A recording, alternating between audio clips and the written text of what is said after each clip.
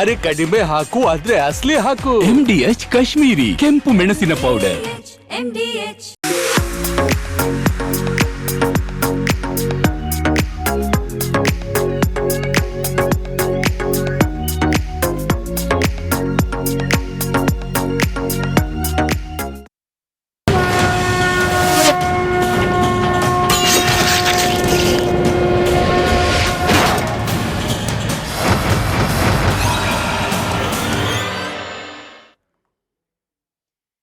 ಯಾವುದೇ ಕಾಂಪ್ರಮೈಸ್ ಇಲ್ಲದೆ republic Kannada 100% news ಕೊಡುತ್ತೆ. ಇದೇ ರೀತಿ ಓರಿಯಂಟ್ ಬೆಲ್ ಟೈಲ್ಸ್ ಕೂಡ 100ಕ್ಕೆ 100ರಷ್ಟು ಬಲಿಷ್ಠವಾಗಿವೆ. ನವ ಭಾರತಕ್ಕಾಗಿ ಹೊಸ ಆಯ್ಕೆ ಮುಖ್ಯ. ಇದೀಗ ಈ ಕ್ಷಣದ ಹೆಡ್ಲೈನ್ಸ್.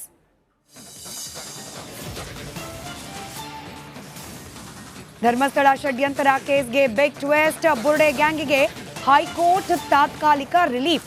SIT ತನಿಖೆಗೆ 13 ದಿನ ತಡೆ.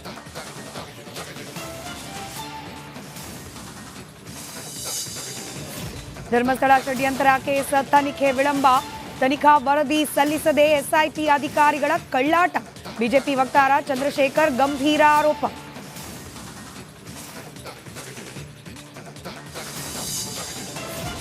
ಹದಗೆಟ್ಟ ರಸ್ತೆಗಳಿಂದ ಬೆಂಗಳೂರು ಮಂದಿಗೆ ಸಿಗುತ್ತಾ ಮುಕ್ತಿ.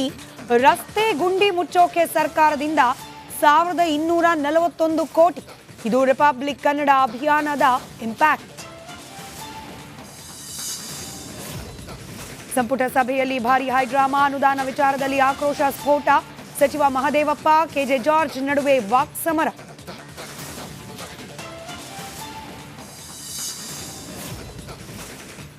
ಎರಡ್ 2025ನೇ ಸಾಲಿನ ರಾಜ್ಯೋತ್ಸವ ಪ್ರಶಸ್ತಿ ಪ್ರಕಟ. 70 ಕರುನಾಡ ಸಾಧಕರಿಗೆ ಗೌರವ. ನಟ ಪ್ರಕಾಶ್ ರಾಜ್, ಸುಳಗಿತ್ತಿ ಈರಮ್ಮಾಗೂ ಪುರಸ್ಕಾರ.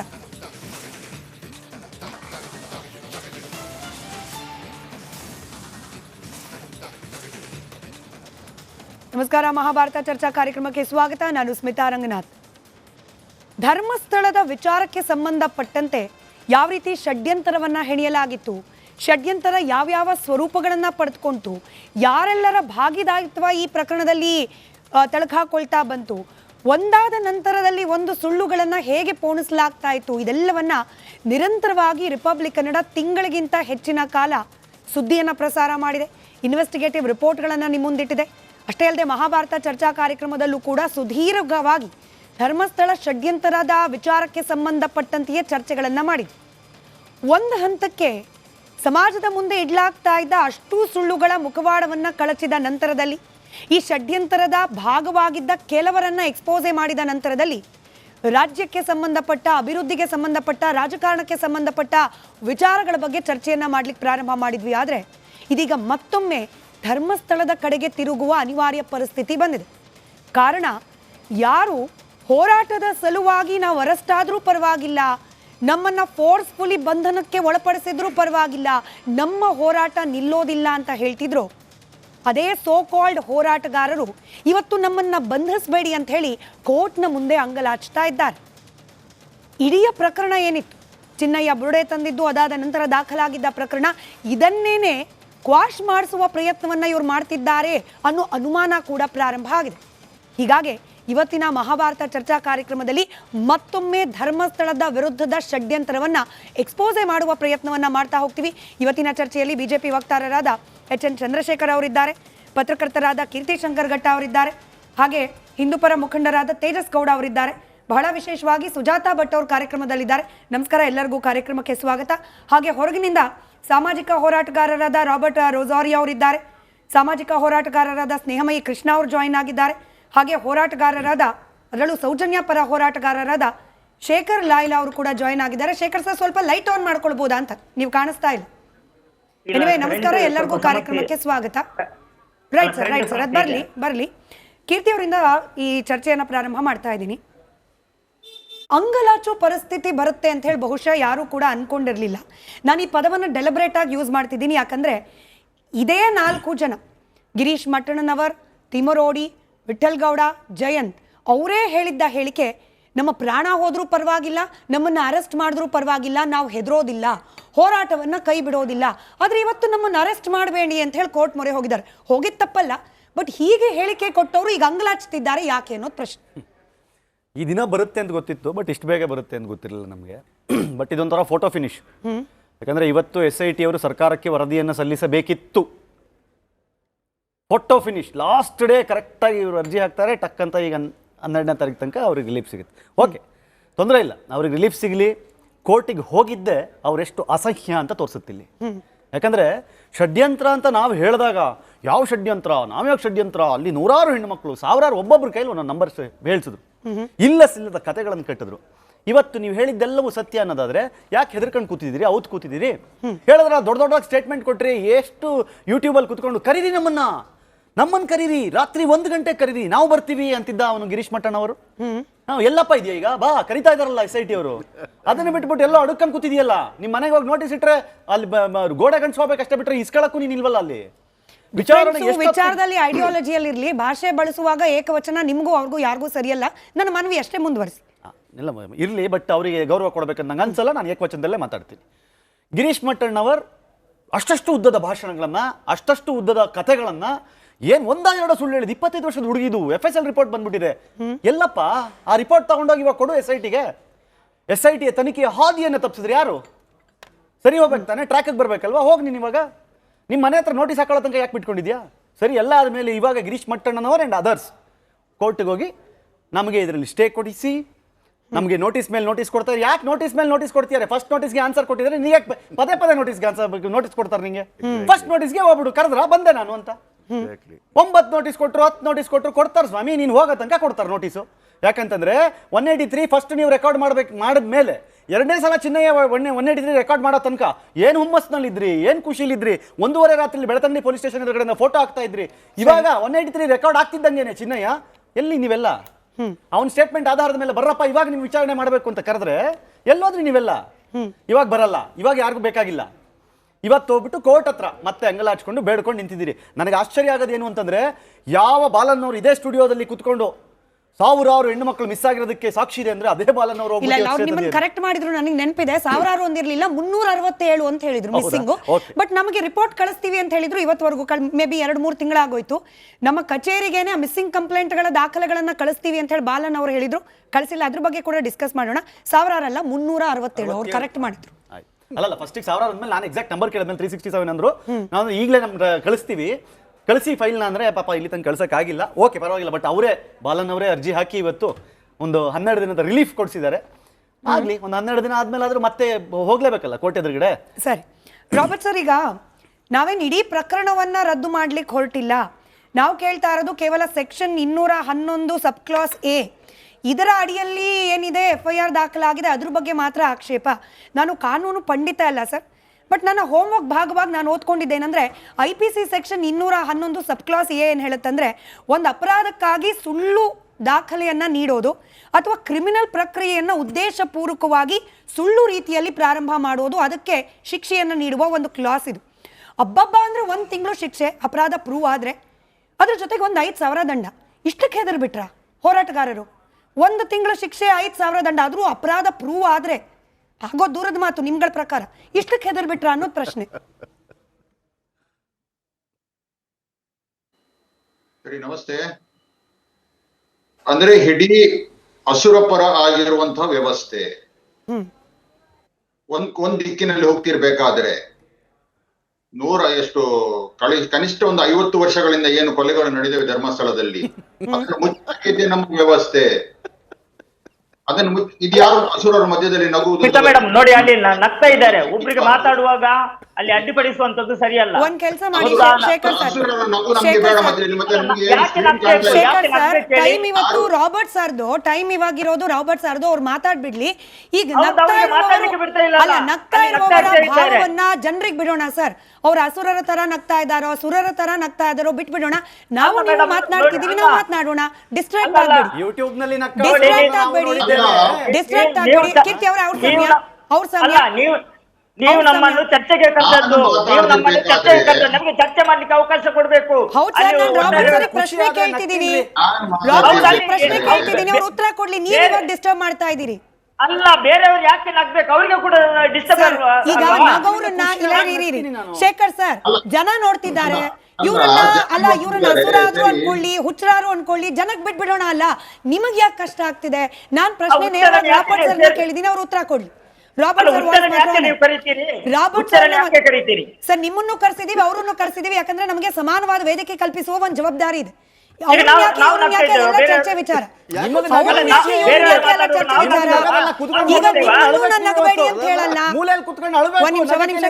ಒಂದ್ ನಿಮಿಷ ಕೀರ್ತಿ ಅವರೇ, ಸುಜಾತಾ ಭಟ್ ಅವರು, ಇರಿ ಚಂದ್ರಶೇಖರ್ ಅವರೇ, ರಾಬರ್ಟ್ ಅವ್ರ ಸಮಯ. ಸುಜಾತಾ ಭಟ್ ಅವರು ಕಣ್ಣೀರ್ ಹಾಕಿದಾಗ ಯಾರು ಕೇಳಲಿಲ್ಲ ಯಾಕೆ ಅಳ್ತಿದ್ದಾರೆ ಅಂತ. ಇವ್ರು ನಕ್ಕಿದ್ರೆ ಯಾಕೆ ಅಂತ ಕೇಳ್ತೀರಿ. ಹಂಗಾಗಿ ನಾನು ಹೇಳಿದ್ದು ನಗೋದು ಅಳೋದನ್ನ ವೀಕ್ಷಕರಿಗೆ ಬಿಟ್ಬಿಡೋಣ. ನಾನು ಕೇಳಿದ ಪ್ರಶ್ನೆ ಸರ್, 1 ತಿಂಗಳ ಶಿಕ್ಷೆ 5,000 ದಂಡ, ಇಷ್ಟಕ್ಕೆ ಹೆದರ್ ಬಿಟ್ರ ರಾಬರ್ಟ್ ಸರ್ ಹೋರಾಟಗಾರರು? ಉತ್ತರ ಕೊಡಿ. ಸರಿ ನೋಡಿ, ನಾನ್ ಮಾತಾಡಿದ್ರಿ ಬೇಕಾದ್ರೆ ನನ್ಗೆ ಸ್ಕ್ರೀನ್ ಕಾಣಿಸ್ತಾ ಇಲ್ಲ. ನಿಮ್ಗೆ ಶೇಖರ್ ಅವರು ಬಿಟ್ರೆ ಬೇರೆ ಯಾರು ಕಾಣಿಸ್ತಾ ಇಲ್ಲ, ನೀವು ಕಾಣಿಸ್ತಾ ಇಲ್ಲ, ಯಾರು ಕಾಣಿಸ್ತಿದ್ದಲ್ಲ, ಸ್ಟುಡಿಯೋದಲ್ಲಿ ಯಾರಿದ್ದಾರೆ ನನ್ಗೆ ಗೊತ್ತಿಲ್ಲ. ನನ್ ಧ್ವನಿ ತಲುಪಿದೆಯಲ್ಲ ಸರ್, ಅಷ್ಟು ಸಾಕು. ನನ್ನ ಪ್ರಶ್ನೆ ತಲುಪಿದೆಯಲ್ಲ, ಅಷ್ಟು ಸಾಕು. ಉತ್ತರ ಕೊಡಿ. ಹೇಳ್ತೇನೆ ನಾನು, ಕೇಳಿ. ಆದ್ರೆ ಒಂದು ಮಧ್ಯದಲ್ಲಿ ನಗು ಕೇಳುತ್ತು. ಯಾವ ಎಲ್ಲಿಯೋ ಹೋಗಿ ಬೀದಿಯಲ್ಲಿ ನಕ್ರೆ ನಾನು ಏನು ಮಾಡಲ್ಲ, ಏನ್ ಬೇಕಾದ್ರೆ ಯಾರು ಬೇಕಾದ್ರೆ ನಗಲಿ, ಏನು ತೊಂದರೆ ಇಲ್ಲ. ಕರೆಕ್ಟ್, ಪ್ರಾಬ್ಲಮ್ ಇಲ್ಲ. ಉತ್ತರ ಕೊಡಿ ಸರ್, ಸಮಯ ವ್ಯರ್ಥ ಮಾಡಬೇಡಿ. ಸ್ಟುಡಿಯೋದಲ್ಲಿ ಕೂತು ನಾನು ಮಾತಾಡ್ತಿರ್ಬೇಕಾದ್ರೆ ಅಸುರ ನಗೆ ಸರ್, ಇವತ್ತು ಚರ್ಚೆ ವಿಚಾರ ಇರೋದು ನಗೆಯ ಬಗ್ಗೆ ಅಲ್ಲ ಸರ್. ವಿಷಯಕ್ಕೆ ಬನ್ನಿ. 5 ನಿಮಿಷ ಇದ್ರ ಬಗ್ಗೆನೇ ವೇಸ್ಟ್ ಆಯ್ತು. ವಿಷಯಕ್ಕೆ ಬನ್ನಿ. 1 ತಿಂಗಳು ಶಿಕ್ಷೆ, 5,000 ದಂಡ, ಇದಕ್ಕೆ ಹೆದರದ್ರ ಇಲ್ವಾ? ಅಷ್ಟೇ ಉತ್ತರ ಬೇಕು ನಂಗೆ. ಅಂದ್ರೆ ನೀವು ಹೇಳಿದ್ದು ಇಡೀ ಅಸುರ ಪರವಾಗಿರೋ ವ್ಯವಸ್ಥೆ, ಯಾರನ್ನು ಬೇಕಾದ್ರೂ ಜೈಲಿಗೆ ಹಾಕಿದ್ರೆ ನಾವು ಬಾಯಿ ಮುಚ್ಕೊಂಡು ಹೋಗ್ಬೇಕು, ಇದನ್ನು ವಿರೋಧಿಸಬಾರ್ದು. ಅದು ನೀವು ಹೇಳ್ತಾ ಇರೋದು. ನಾನು ಹೇಳಿಲ್ಲ ಸರ್, ನಿಮ್ ಉತ್ತರ ಕೇಳ್ತಿದ್ದೀನಿ. ಹೋಗ್ಯಪ್ಪ, ಈ ಅಸುರ ಪರ ಆಗಿರುವ ವ್ಯವಸ್ಥೆ ಯಾರನ್ನು ಎಷ್ಟು 1 ದಿನಕ್ಕಾದ್ರೂ ಹೋದ್ರೂ ಪರವಾಗಿಲ್ಲ, ಹೋಗಿ. ಯಾಕೆ ಹೋಗ್ತಾ ಇಲ್ಲ? ಇದನ್ನ ನಾವು ಕೇಳ್ತಾ ಇರೋದಲ್ವಾ? ಅವ್ರು ಯಾಕೆ ಹೋಗ್ಬೇಕು ಅದು ಪ್ರಶ್ನೆ. ನಾವು ನ್ಯಾಯಕ್ಕಾಗಿ ಹೋರಾಟ ಮಾಡೋರು ಯಾಕೆ ಹೋಗ್ಬೇಕು? 1 ತಿಂಗಳಲ್ಲ 1 ಗಂಟೆ ಆದ್ರೂ ಯಾಕೆ ಹೋಗ್ಬೇಕು? ನ್ಯಾಯ ಜೈಲಿಗೆ ಹೋದವ್ರು ಜೈಲಿಗೆ ಹೋಗ್ಬೇಕು, ಆದ್ರೆ ಅಸುರರು ಜೈಲಿಗೆ ಹೋಗಲ್ಲ. 100 ಕೊಲೆಗಳನ್ನು ಮಾಡಿದವ್ರು ಜೈಲಿಗೆ ಹೋಗಲ್ಲ, ಮಾಡಿ ಬಿಸಾಡಿದವ್ರು ಜೈಲಿಗೆ ಹೋಗಲ್ಲ, ಅತ್ಯಾಚಾರ ಮಾಡಿದವ್ರು ಜೈಲಿಗೆ ಹೋಗಲ್ಲ, ಆದ್ರೆ ಹೋರಾಟ ಮಾಡಿದವ್ರು ಜೈಲಿಗೆ ಹೋಗ್ಬೇಕು. ಯಾಕೆ ಭಯ? ಇದು ನಿಮ್ಮ ಪ್ರಶ್ನೆ ಅಲ್ವಾ? ನನ್ನ ಪ್ರಶ್ನೆ ಹಂಗಿರ್ಲಿಲ್ಲ, ನೀವು ಹಂಗ ಅರ್ಥ ಮಾಡ್ಕೊಂಡ್ರೆ ಐ ಕಾಂಟ್ ಹೆಲ್ಪ್. ನನ್ನ ಪ್ರಶ್ನೆ ಇದ್ದಿದ್ದು ವೆರಿ ಕ್ಲಿಯರ್. ಈ 211 ಸಬ್ ಕ್ಲಾಸ್ ಎ, 1 ತಿಂಗಳು ಶಿಕ್ಷೆ 5,000 ದಂಡ, ಅಪರಾಧ ಪ್ರೂವ್ ಆದ್ರೆ, ನಾನು ಪರ್ಟಿಕ್ಯುಲರ್ ಆಗಿ ಕೇಳಿದೆ ಸರ್, ಅಪರಾಧ ಪ್ರೂವ್ ಆದ್ರೆ ಈ ಅಪರಾಧ ಪ್ರೂವ್ ಆಗ್ಬಿಡುತ್ತೆ ಅನ್ನೋ ಭಯಕ್ಕೇನಾದ್ರೂ ಕೋರ್ಟ್ ಮೊರೆ ಹೋದ್ರ ಅನ್ನೋದು ಅಷ್ಟೇ ನನ್ನ ಅನುಮಾನ. ಅದಕ್ಕೆ ಉತ್ತರ ಬೇಕಷ್ಟೇ. ನೀವು ಅದನ್ನ ಬೇರೆ ರೀತಿಯಲ್ಲಿ ವಿಶ್ಲೇಷಣೆ ಮಾಡ್ಕೊಂಡ್ರೆ ಐ ಕಾಂಟ್ ಹೆಲ್ಪ್. ಅಪರಾಧ ಪ್ರೂವ್ ಆಗುವುದಕ್ಕಿಂತ ಮುಂಚೆ there is a process ಅಂತ ಹೇಳಿದ ಕೋರ್ಟ್ ಪ್ರೋಸೆಸ್. ಈಗ Exactly, I wanted this answer. Thank you so much sir. Shekhar Naidu ಹೇಳ್ತೇನೆ, ಕೇಳಿ ಸ್ವಲ್ಪ. ಹೇಳಿ. ನನ್ನ ಮೇಲೆ ಒಂದು ಪ್ರಕರಣ ಆಗಿದೆ 171G. ಅಂದ್ರೆ ಗೊತ್ತಾ ನಿಮ್ಗೆ? ಬರೀ 200 ರೂಪಾಯಿ ದಂಡ ಅಷ್ಟೇ, ಬೇರೆ ಎಂತದೂ ಇಲ್ಲ. ಕಳೆದ 2 ವರ್ಷಗಳಿಂದ ನಾನು ಕೋರ್ಟಿಗೆ ನಡೀತಿದ್ದೇನೆ. ಅದು ಪ್ರೂವ್ ಆಗಿದೆ ಬರೀ 500 ಅಥವಾ 200 ರೂಪಾಯಿ ದಂಡ ಅಷ್ಟೇ. ಅದಕ್ಕೆ ನಾನು 7 ವರ್ಷದಿಂದ ನಡೀತಿದ್ದೇನೆ. This is the punishment, the process ಇದೆಲ್ಲ, ಇದು ಶಿಕ್ಷೆ. ಇದು ನೀವು ಅರ್ಥ ಮಾಡಿಕೊಳ್ಳಿ. ಮತ್ತೆ ಪ್ರೂವ್ ಆಗುದು ಬಿಡುದ ನಂತರ ಅದಕ್ಕಿಂತ ಮುಂಚೆ ನಾವು ಎಷ್ಟು ಹ್ಯಾರಾಸ್ಮೆಂಟ್ ಅನುಭವಿಸ್ಬೇಕಲ್ಲ, ಅದು harassment. Yes, by the very system. ಅಸುರ ಪರ ಆಗಿರುವ, ಅಸುರರ ಜನ ಕಾಂಚಾಣಕ್ಕೆ ಮೊರೆ ಹೋಗಿರುವ ವ್ಯವಸ್ಥೆ ಏನಿದೆ ಇವತ್ತು ಹ್ಯಾರಾಸ್ಮೆಂಟ್ ಮಾಡ್ತಾ ಇದ್ದಾರೆ, ಅದರ ಬಗ್ಗೆ ಕೋರ್ಟಿಗೆ ಕೇಳಿದ್ರೆ ನಿಮ್ಗೆ ಯಾಕೆ ತಲೆಬಿಸಿ ಆಗುದು? ಆಯ್ತು ಶೇಖರ್ ಲಾಯ್ಲಾ ಸರ್, ಇವಾಗ ಒಂದು ಪ್ರಕರಣ ದಾಖಲಾದಾಗ ಆ ಪ್ರೊಸೀಜರ್ ಮುಗಿಯುವವರೆಗೂ ಆಗುವ ಹ್ಯಾರಾಸ್ಮೆಂಟ್ ಇಂದ ತಪ್ಪಿಸ್ಕೊಳ್ಳಿಕ್ಕೆ ಕಾನೂನಾತ್ಮಕವಾಗಿ ಅವಕಾಶ ಇದೆ, ಬಳಸ್ಕೊಂಡ್ರೆ ತಪ್ಪೇನು ಅಂತ ಹೇಳಿ ರಾಬರ್ಟ್ ಸರ್ ಹೇಳ್ತಿದ್ದಾರೆ. ಇದೇ ತರ್ಕ ಅಲ್ವಾ ಆ ಜೈನತ್ರಯರು, ಉದಯ್, ಧೀರಜ್, ಮಲ್ಲಿಕ್, ನಾವು ಎಷ್ಟು ಬೇಕೋ ಅಷ್ಟು ತನಿಖೆ ಎದುರಿಸಿದ್ವಿ, ಮತ್ತೆ ಹಾಕ್ತಿದ್ದಾರೆ ನಮ್ಮ ವಿರುದ್ಧ, ಹಾಗಾಗೇನೆ ಕಾನೂನಲ್ಲಿ ಅವಕಾಶ ಇದೆ ಸ್ಕ್ವಾಶ್ ಮಾಡಿಸ್ಕೊಳ್ಳಿಕ್ಕೆ, ನಾವು ಅದನ್ನ ಮಾಡಿಸ್ಕೊಳ್ತಿದ್ದೀವಿ, ಕಾನೂನಲ್ಲಿ ಅವಕಾಶ ಇದೆ ಸ್ಟೇ ತರ್ಲಿಕ್ಕೆ ನಾವು ಮಾಡ್ತಿದ್ದೀವಿ. ಹಿಂಗಂದಾಗ ಅವ್ರ ವಿರುದ್ಧ ಬಾಯಿಗೆ ಬಂದ ಹಾಗೆ ಮಾತನಾಡಿದವರು ಇವರೇ ಅಲ್ವಾ? ಇವತ್ತು ಮತ್ತೊಮ್ಮೆ ಅದೇ ಕಾನೂನಲ್ಲಿರುವ ಅವಕಾಶವನ್ನ ಬಳಕೆ ಮಾಡ್ಕೊಳ್ಳಿಕ್ಕೆ ಹೋಗ್ತಿರುವವರು.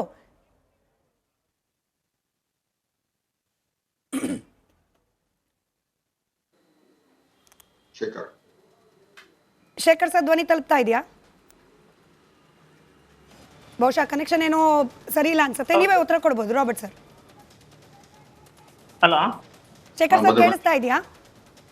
ಹೌದು, ನಾನು ಕೇಳಿದೆ, ಇವಾಗ ರಾಬರ್ಟ್ ಸರ್ ಹೇಳ್ತಾ ಇದ್ರು ಒಂದು ಕೇಸ್ ದಾಖಲಾದ್ರೆ ಆ ಪ್ರಕ್ರಿಯೆ ಮುಗಿಯೋವರೆಗೂ ಕೂಡ ಹರಾಸ್ಮೆಂಟ್ ಆಗುತ್ತೆ, ಹೀಗಾಗಿ ಅದರಿಂದ ತಪ್ಪಿಸ್ಕೊಳ್ಳಿಕ್ಕೆ ಕ್ವಾಶ್ ಮಾಡ್ಲಿಕ್ಕೆ ಒಂದು ಕಾನೂನಾತ್ಮಕವಾಗಿ ಅವಕಾಶ ಇದ್ರೆ ಅದನ್ನ ಬಳಕೆ ಮಾಡ್ಕೊಳ್ಳೋದ್ರಲ್ಲಿ ತಪ್ಪೇನು ಅಂತ ಹೇಳಿ ಸೇಮ್ ಲಾಜಿಕ್ ಧೀರಜ್, ಉದಯ್, ಮಲ್ಲಿಕ್ ಜೈನ್ ಅವರ ವಿಚಾರದಲ್ಲಿ ಯಾಕೆ ಅಪ್ಲೈ ಮಾಡಲಿಲ್ಲ ಹೋರಾಟಗಾರರು?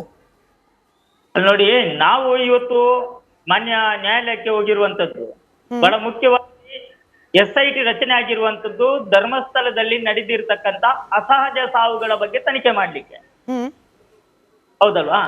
ಆದ್ರೆ ಇವತ್ತು ಆ ತನಿಖೆಯ ಜೊತೆನೆ ಇವತ್ತು ಏನು ದೂರುದಾರರನ್ನು ಇವತ್ತು ಆರೋಪಿಯನ್ನಾಗಿ ಮಾಡಿದ್ರು ಚಿನ್ನಯ್ಯನನ್ನು.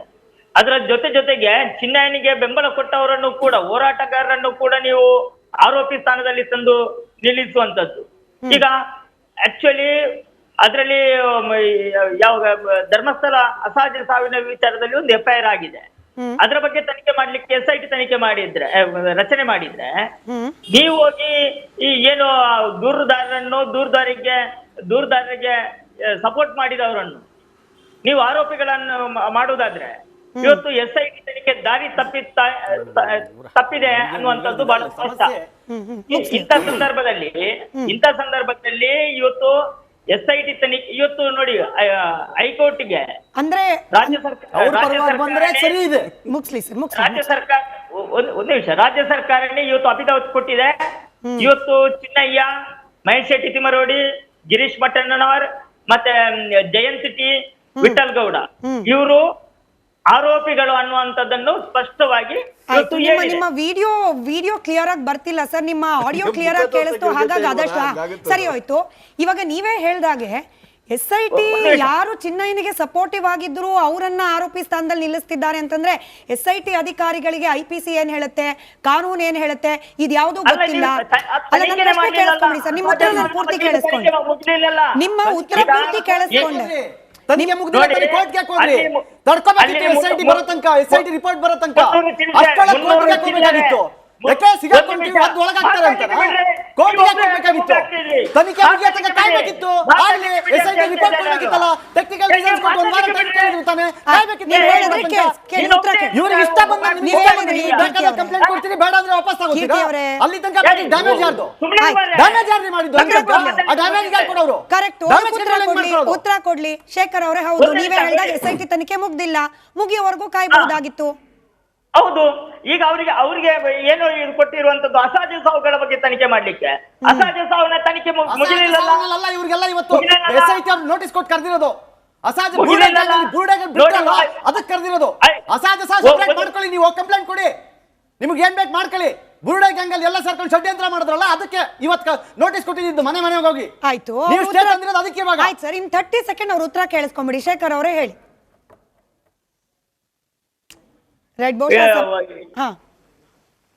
ಕೆಲಸ ಇಲ್ಲದಕ್ಕೆ ನೀವು ಕರೆದದ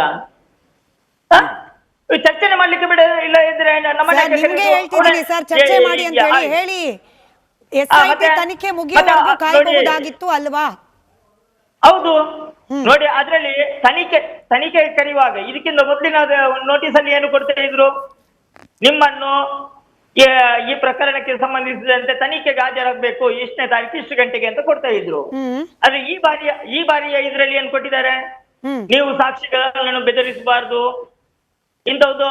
ಅಂದ್ರೆ ಇವಾಗ SIT ಅಧಿಕಾರಿಗಳು ಹೆಂಗ್ ನೋಟಿಸ್ ಕೊಡಬೇಕು ಅಂತ ಹೇಳಿ ಹೋರಾಟಗಾರರನ್ನ ಕೇಳ್ಕೊಂಡು ಕೊಡ್ಬೇಕಾ? ಹೋರಾಟಗಾರನಲ್ಲ, ಎಲ್ಲ ಪ್ರಕರಣಗಳಲ್ಲಿ ಕೂಡ ನೋಟಿಸ್ ಕೊಡುವಾಗ ನೀವು ಈ ಪ್ರಕರಣದ ಬಗ್ಗೆ ತನಿಖೆಗೆ ಹಾಜರಾಗಬೇಕು ಅಂತ ಮಾತ್ರ ಕೊಡುವಂತದ್ದು. ಆರೋಪಿಗಳನ್ನೇ SIT ಅಧಿಕಾರಿಗಳು ಮಾಡಿರುವ ಅಕ್ಷಮ್ಯ ಅಪರಾಧವನ್ನ ಕ್ಷಮಿಸ್ಬಿಡಿ ಸರ್, ಅವ್ರಿಗೆ ಗೊತ್ತಿರ್ಲಿಲ್ಲ. ಹೋರಾಟಗಾರರ ಹತ್ರ ಕಾನೂನು ಪಾಠ ಮಾಡಿಸ್ಕೊಂಡ್ ಬಂದ್ಬಿಟ್ಟು ನೋಟಿಸ್ ಕೊಡ್ಬೇಕು ಅಂತ ಹೇಳಿ. ನಿಮ್ಮ ವಿಡಿಯೋ ಸರಿಯಾಗಿ ಬರ್ತಿಲ್ಲ, ಅದನ್ನೊಂದನ್ನು ಕರೆಕ್ಟ್ ಮಾಡಕ್ ಹೇಳ್ತೀನಿ. ನಿಮ್ ವಿಡಿಯೋ ಸರಿಯಾಗಿ ಬರ್ತಿಲ್ಲ ನೋಡಿ ಸರ್, ನಿಮ್ಮ ವಿಡಿಯೋ ಸರಿಯಾಗಿ ಬರ್ತಿಲ್ಲ. ಒಂದೇಗಳಿಗೆ ಅದನ್ನ ಫಿಕ್ಸ್ ಮಾಡ್ಬಿಟ್ಟು ಮತ್ತೆ ವಾಪಸ್ ನಿಮ್ಮ ಹತ್ರಕ್ಕೆ ಬರ್ತೀನಿ ಪ್ರಶ್ನೆ ತಗೊಂಡು.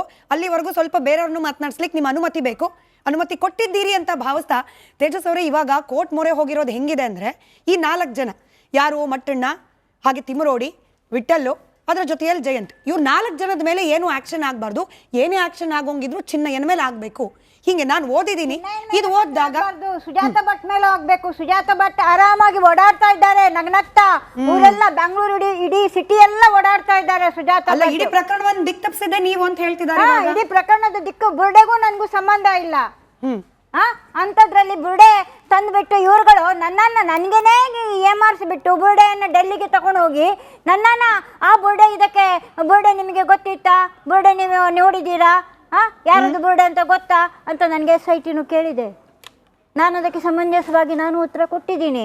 ನಾನು ಮೊನ್ನೆನೂ SIT ನನಗೆ ವಾಟ್ಸಪ್ ಇಲ್ಲ, ಫೋನ್ ಕರೆಯಲ್ಲೇ ಹೋಗಿದ್ದೀನಿ ನಾನು. ಅವರಿಗೆ ನಾನು ಮರ್ಯಾದೆ ಕೊಟ್ಟುಬಿಟ್ಟು ನಾನು ಹೋಗಿದ್ದೀನಿ. ಯಾಕೆ ಹೋಗ್ಬೇಕು ಹಾಗಾದ್ರೆ? ಬಟ್ ಇವಾಗ ಇವ್ರು 4 ಜನ ಅಂತೂ ನಮ್ಮನ್ನ ಅರೆಸ್ಟ್ ಮಾಡಬಾರ್ದು ಅಂತ ಹೇಳಿ ಕೋರ್ಟ್ಗೆ ಹೋಗಿದ್ದಾರೆ. ಅವ್ರಿಗೆ ತುಂಬಾ ದೊಡ್ಡ ದೊಡ್ಡ ಲಾಯರ್ ಬಂದು ವಾದ ಮಾಡ್ತಿದ್ದಾರೆ. ಇರ್ಲಿಲ್ವಾ ಹಾಗಾದ್ರೆ? ಇವರು ಈಗ SIT ಅನ್ನ ಬರ್ಬೇಕಾಗಿದ್ರೆ ಮುಂಚೆ ಇವರಿಗೆ ಯೋಚನೆ ಇರ್ಲಿಲ್ವಾ?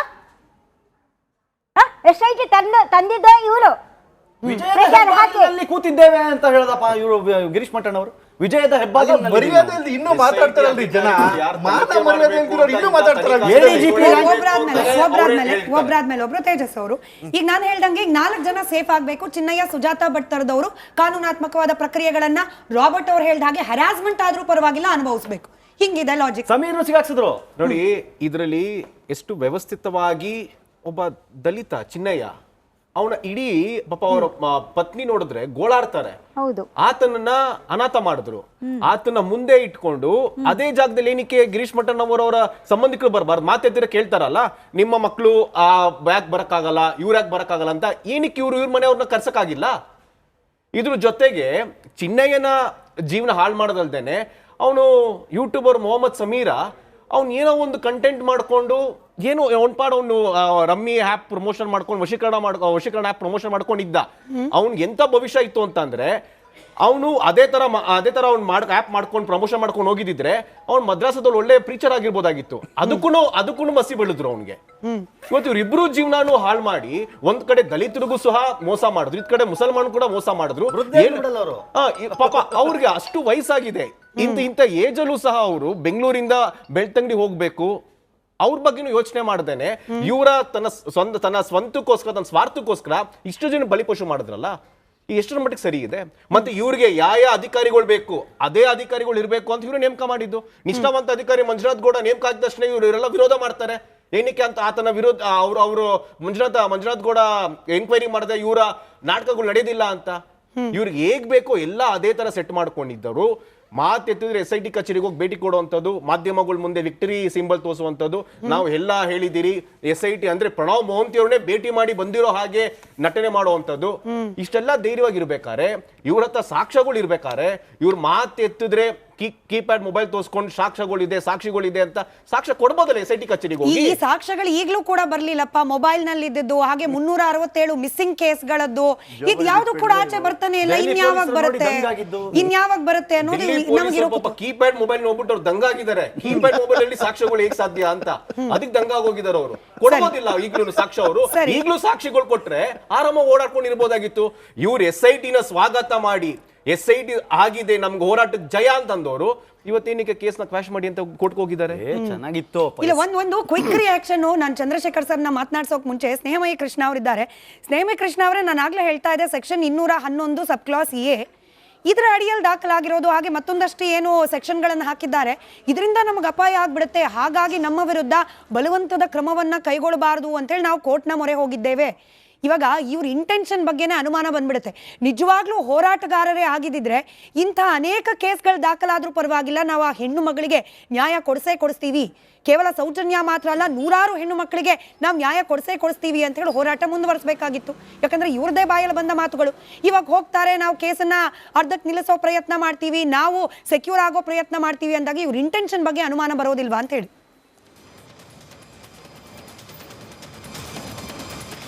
ಮೇಡಮ್, ದಯವಿಟ್ಟು ನಾನೊಂದು ಮಾತನ್ನು ಸ್ಪಷ್ಟಪಡಿಸೋಕ್ಕೆ ಇಷ್ಟಪಡ್ತೀನಿ. ಏನು ಜಯಂತ್ ಮತ್ತು ಗಿರೀಶ್ ಮಠಣ್ಣನವರು ಮತ್ತು ಮಹೇಶ್ ತಿಮ್ಮರೋಡಿ ಮತ್ತು ಇವರಿದ್ದಾರೆ, ಇವ್ರನ್ನ ದಯವಿಟ್ಟು ಸಾಮಾಜಿಕ ಹೋರಾಟಗಾರರನ್ನು ಕರಿಬೇಡಿ. ಅವ್ರು ಹೋರಾಟಗಾರರಲ್ಲ. ಸುಮ್ಮನೆ ಅನವಶ್ಯಕವಾಗಿ ಸುಳ್ಳು ಆರೋಪ ಮಾಡಿಕೊಂಡು ಕಿರ್ಚಾಡೋರು, ಸಭೆ ಮಾತಾಡ್ಸೋರು, ಕೂಗಾಡಷ್ಟೇ ಹೊರತು ಹೋರಾಟಗಾರಲ್ಲ. ಅವ್ರು ನಿಜವಾದ ಹೋರಾಟಗಾರರಾಗಿದ್ದರೆ 13 ವರ್ಷಗಳಿಂದ ಆ ಸೌಜನ್ಯ ಪ್ರಕರಣಕ್ಕೆ ನ್ಯಾಯ ಕೊಡಿಸ್ತಾ ಇರ್ತಾರೆ, ಆಟಾಡ್ತಿಲ್ಲ ಅವರು.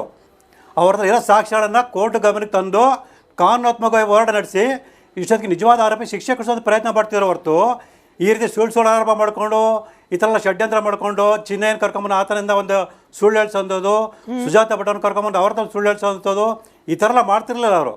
ಅವ್ರು ಸಾಮಾಜಿಕ ಹೋರಾಟಗಾರರಲ್ಲ. ದಯವಿಟ್ಟು ನಾನು ಮನವಿ ಮಾಡ್ಕೊಳ್ತೀನಿ, ಈಗ ಕಾನೂನಾತ್ಮಕ ಇಲ್ಲಾಂದ್ರೆ ಒಂದು ಅರ್ಜಿ ಕೊಟ್ಟು ಕಾನೂನಾತ್ಮಕ ಒಂದು ಹೋರಾಟ ಮಾಡೋದು ತಾವು ತೋರಿಸಿ. ಇವ್ರು 4 ಜನ ಏನಿದ್ದಾರೆ, ಇವ್ರು ಕಾನೂನಾತ್ಮಕವಾಗಿ ಹೋರಾಟ ಮಾಡಿರೋಂಥದ್ದು ಎಲ್ಲರೂ ತೋರಿಸಿ. ಬರೀ ಭಾಷಣ ಮಾಡೋದು, ವಿಡಿಯೋಗಳು ಮಾಡೋದು, ಮಾಹಿತಿ ಬೇಕು. ನೀವು ಅನೇಕ ಪ್ರಕರಣಗಳಲ್ಲಿ ಅಂದ್ರೆ ದೊಡ್ಡ ವಿರುದ್ಧ ಪ್ರಕರಣ ದಾಖಲು ಮಾಡಿದ್ದೀರಿ. ಇಲ್ಲ ಇದೊಂದು ವಿಚಾರ ಕ್ಲಾರಿಫಿಕೇಶನ್ ಬೇಕು. ಈಗ ಇವ್ರ ವಾದ ಏನು ಅಂದ್ರೆ, ನಾನು ಅವ್ರನ್ನ ಸೌಜನ್ಯ ಪರ ಹೋರಾಟಗಾರರು ಅಂತ ಹೇಳಿ ಕರಿಬಹುದಾ, ಅದಕ್ಕೆ ಅನುಮಾನ ಇದೆ ಕೆಲವರಿಗೆ, ಬಟ್ ಸ್ಟಿಲ್ ಹಾಗೆ ಹೇಳಿದ್ರೆ ಎಲ್ರಿಗೂ ಅರ್ಥ ಆಗೋದ್ರಿಂದ ಹೇಳ್ತಿದ್ದೀನಿ.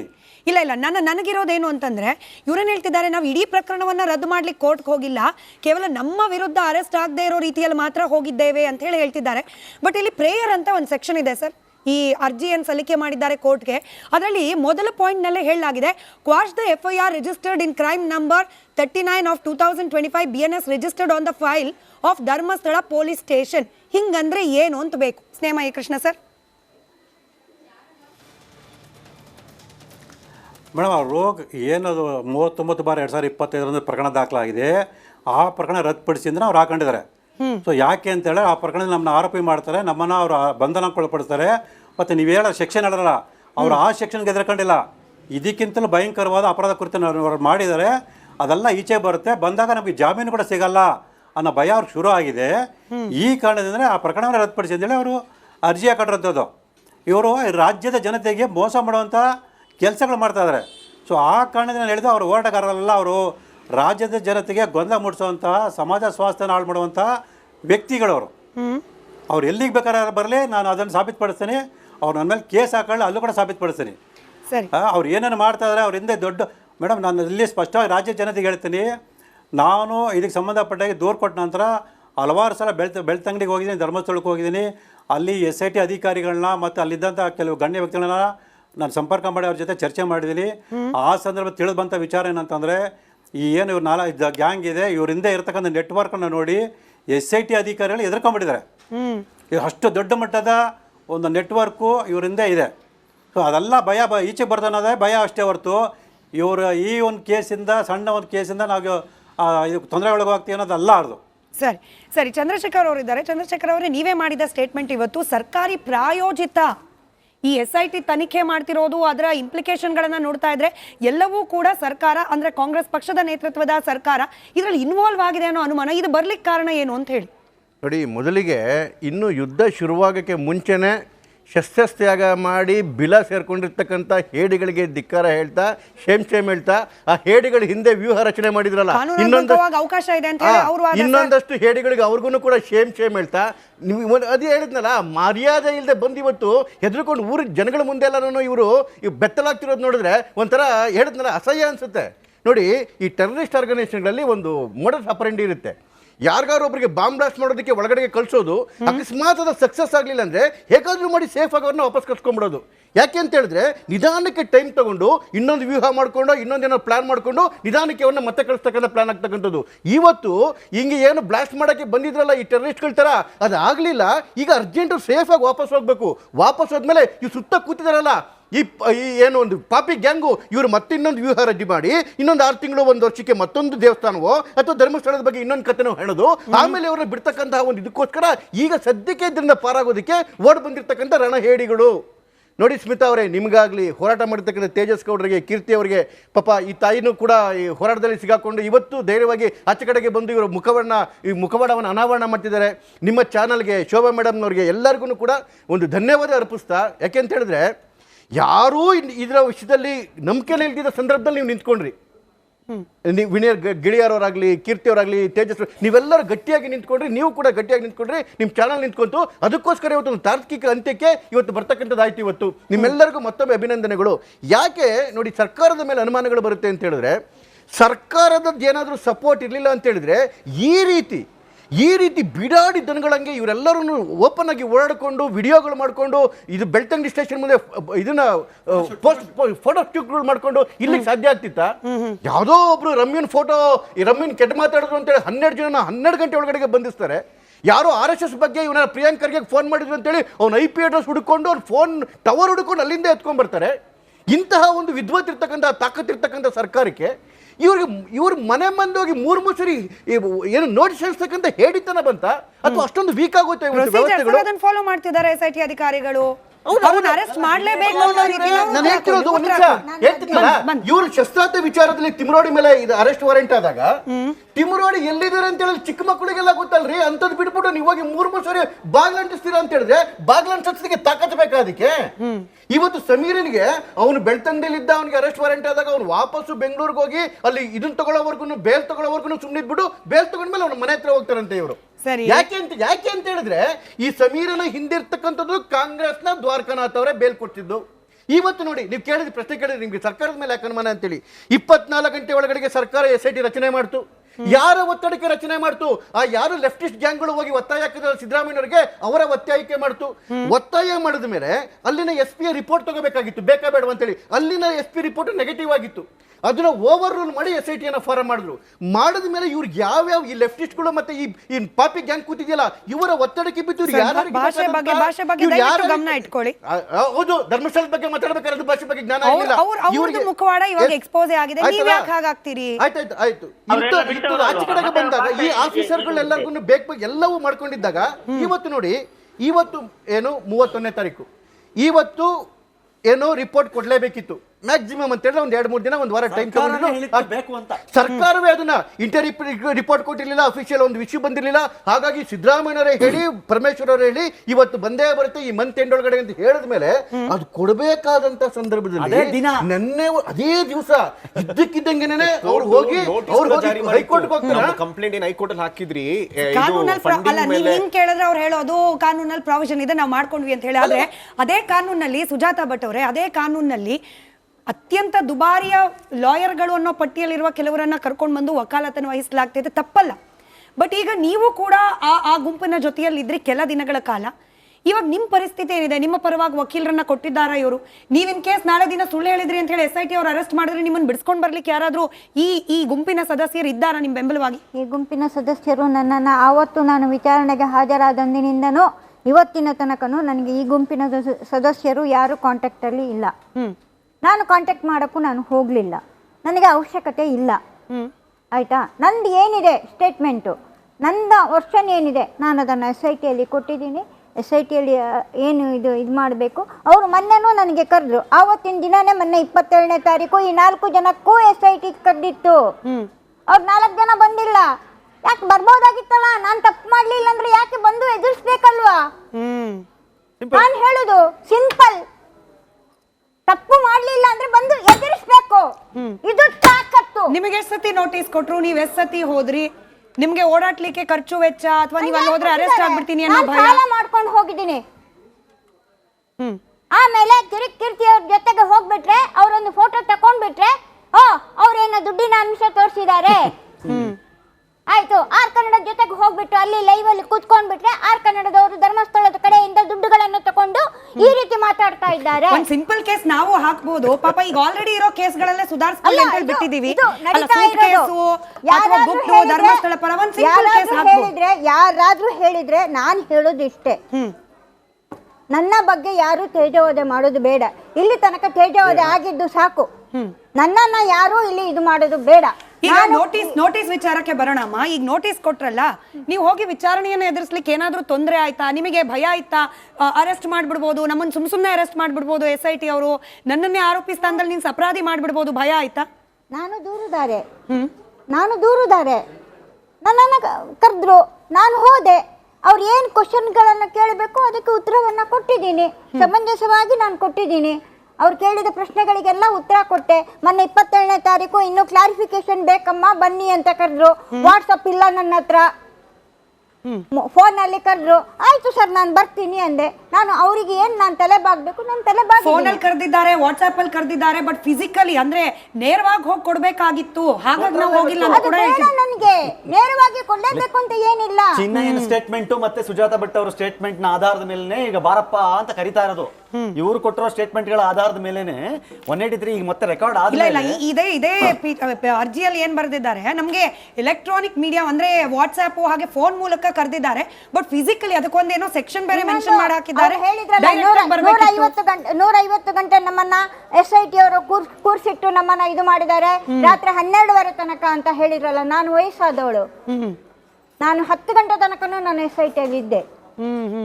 10 ಗಂಟೆ ಮೇಲೆ ಎಲ್ಲರೂ ನನ್ನ ಮಾಧ್ಯಮದವರನ್ನ ಓಡಿಸ್ಕೊಂಡು ಬಂದು ನನ್ನನ್ನ ಇದು ಮಾಡಿದ್ರು. ಮಾಡಬೇಕು ಅಂತ ರಾಬರ್ಟ್ ಸರ್ನ ಪ್ರಶ್ನೆ ಕೇಳ್ತೀನಿ. ಒಂದು ಇದೇ ಬುರುಡೆ ಗ್ಯಾಂಗು SIT ಅವ್ರು 24 ಗಂಟೆ ನಾವು ಸಂಪರ್ಕಿಸ್ಲಿ, ನಾವು ಸಹಕಾರ ಕೊಡ್ತೀವಿ ಅಂತ ಅದಕ್ಕೆ ರಾಬರ್ಟ್ ಅವರು ಸಂಪರ್ಕದಲ್ಲಿದ್ರೆ ನ್ಯಾಯಕ್ಕೋಸ್ಕರ ಅಂತ ಅಂದ್ರೆ ಇವತ್ತು ಏನಕ್ಕೆ ಬಚ್ಚಿಕೊಂಡಿದ್ದಾರೆ. ಆಯ್ತು, ರಾಬರ್ಟ್ ರಜೋರಿ ಅವ್ರ ಸಂಪರ್ಕದಲ್ಲಿದ್ರೆ ಇದರಲ್ಲಿ ಬಹಳ ಕ್ಲಿಯರ್ ಆಗಿ ಬರೀತಾರೆ 100 hours ಕಿಂತ ಹೆಚ್ಚಿನ ಕಾಲ ನಮ್ಮನ್ನ ವಿಚಾರಣೆ ನಡೆಸಿದ್ದಾರೆ. ಬೆಳಗ್ಗೆ 10 ಕರೆದ್ರೆ ಮಧ್ಯರಾತ್ರಿವರೆಗೂ ಕೂಡ ನಮ್ಮನ್ನು ಕೂರಿಸ್ಕೊಳ್ತಾ ಇದ್ರು. ಅಂದ್ರೆ ಯಾರ ಪರವಾಗಿ ಅರ್ಜಿಯನ್ನು ಸಲ್ಲಿಸಿದ್ದಾರೆ ಮಟ್ಟಣ್ಣನವರ್, ತಿಮರೋಡಿ ಅವ್ರನ್ನೆಲ್ಲ ಕೂರಿಸ್ಕೊಳ್ತಾ ಇದ್ರು. ಹೀಗಾಗಿ ಇಂಥ ಕ್ರಮಗಳು ಮುಂದಾಗಬಾರ್ದು ಅನ್ನೋ ಕಾರಣಕ್ಕೆ ಈ ಅರ್ಜಿ ಸಲ್ಲಿಸ್ತಿದ್ದೀವಿ ಅಂತ ಹೇಳಿದ್ದಾರೆ. ಸರ್, ವಿಚಾರಣೆಯನ್ನ ಎದುರಿಸಬೇಕು ಅಂತಾನೆ ವರ್ಷಾನುಗಟ್ಲೆಯಿಂದ ಕಾಯ್ತಾ ಇದ್ದವರಿಗೆ 100 ಆದ್ರೇನು 1000 ಏನಾದ್ರೇನು ಸರ್ ಖುಷಿ ಪಡ್ಬೇಕು. ಈ 100 ಗಂಟೆ ವಿಚಾರಣೆ ಎದುರಿಸಿದ್ದಾರೆ ಅನ್ನೋ ಕಾರಣ ಕೊಡೋದು ಎಷ್ಟು ಸರಿ ಅಂತ ಹೇಳಿ. ಅಂದ್ರೆ 100 ಗಂಟೆ ವಿಚಾರಣೆ ಮಾಡಿದ್ದು ಸಾಲಲ್ಲ ಅಂತ ಹೇಳುದ ನೀವು? SIT ಹೇಳ್ಬೇಕು ಸರ್, ಅದನ್ನ ನಾನಲ್ಲ, SIT ಹೇಳ್ಬೇಕು. 100 ಗಂಟೆ ವಿಚಾರಣೆ ಆಗಿರೋದು ಮೊದಲನೇ ಸಲ 183 ರೆಕಾರ್ಡ್ ಆದ್ಮೇಲೆ. ಒಂದು ಚಿನ್ನಯ್ಯಂದು ಫಸ್ಟ್ ರೆಕಾರ್ಡ್ ಆಯ್ತಲ್ಲ, ಅದಾದ್ಮೇಲೆ 100 ಗಂಟೆ ಆಗಿರ್ಲಿ 150 ಗಂಟೆ ಆಗಿರ್ಲಿ, ಸೆಕೆಂಡ್ ಟೈಮ್ ಸ್ಟೇಟ್ಮೆಂಟ್ ರೆಕಾರ್ಡ್ ಆದ್ಮೇಲೆ ಅವಾಗ ತಾನೇ ಬಾಯ್ ಬಿಟ್ಟಿರೋದು ಇವ್ರುಗಳೇ ಕರೆದೆಲ್ಲ ಮಾಡ್ತಿರೋದು ನಮ್ಮ ಹತ್ರ ಅಂತ. ಅದಕ್ಕೆ ಕರೀತಾ ಇರೋದು ಈಗ. ಅವ್ರ ಉತ್ತರ ಕೊಡಿ, ಹೇಳಿ. ಈಗ ಸುಜಾತಾ ಭಟ್ ಅವರು ಹೇಳಿದ್ರು, ವಯಸ್ಸಾಗಿದೆ ನನಗೆ, ನಾನೇ ಕೂತು ಬೆಳಗಿಂದ ಸಂಜೆ ತನಕ ಇನ್ವೆಸ್ಟಿಗೇಷನ್ ಅನ್ನ ಎದುರಿಸಿ ಬಂದಿದ್ದೇನೆ. 3 ದಿನ ಏನಿದು ಬರ್ದಿರೋದೇನು? 100 hours and on each day their appearance they were made to sit at third respondent. ಅಂದ್ರೆ SIT ಕಚೇರಿಯಲ್ಲಿ between 10 AM to midnight. ಇದನ್ನ ಕೋರ್ಟ್ ಮುಂದೆ ಹೇಳಿರೋದೇನು? ನಮಗೆ ಟಾರ್ಚರ್ ಆಗ್ತಿದೆ ಅಂತಲ್ಲ. ಹಾಗಾದ್ರೆ ಸುಜಾತಾ ಭಟ್ ಅವ್ರಿಗೆ ಟಾರ್ಚರ್ ಅಲ್ವಾ? ಪಾಪ ಜೈಲಲ್ಲಿ ಇದ್ದಾನೆ ಚಿನ್ನ, ಯಾವನಿಗೆ ಟಾರ್ಚರ್ ಅಲ್ವಾ? ಕೇವಲ ಮಟ್ಟಣ್ಣನವರ್, ತಿಮರೋಡಿ ಇವ್ರಿಗೆ ಮಾತ್ರ ಟಾರ್ಚರ್ ಇವೆಲ್ಲ? ರಾಬರ್ಟ್ ಸರ್, ನೀವೇ ಹೇಳಿದ್ರಿ 100 ಗಂಟೆಗಿಂತ ಜಾಸ್ತಿ ಅವರು ಇಂಟ್ರಾಗೇಷನ್ ಗೆ ಒಳಗಾಗಿದ್ದಾರೆ. ಅವಾಗ ಏನು ಇರ್ಲಿಲ್ಲ, ಅವರು ಏನು ಕೊಡ್ಬೇಕಾದ ದಾಖಲೆ ಕೊಟ್ಟಿದ್ದಾರೆ, ಎಷ್ಟು ತನಿಖೆ ಮಾಡಿ ಅಂತ ಹೇಳಿದ್ದಾರೆ. ಎಲ್ಲಾ ಕೊಟ್ಟ ನಂತರ ಈಗ ಸುಜಾತಾ ಭಟ್ ಏನ್ ಹೇಳ್ತಾ ಇರೋದು, 3 ದಿನ ಆಮೇಲೆ ಹೊರ ಬಂದಾಗ ಅವ್ರ ಮೊಬೈಲ್ ಅನ್ನು ಕೂಡ ತೋರಿಸಿದ್ರು, ನೋಡಿ ನಮ್ಗೆ ಗಿಫ್ಟ್ ಕೊಟ್ಟಿದ್ದಾರೆ. ನನಗೆ ಗಿಫ್ಟ್ ಕೊಟ್ಟಿದ್ದಿಲ್ಲ, ಅದನ್ನ ನಾನು ಇದು ಮಾಡಿದೀನಿ. ಅದು ಸುಮ್ಮನೆ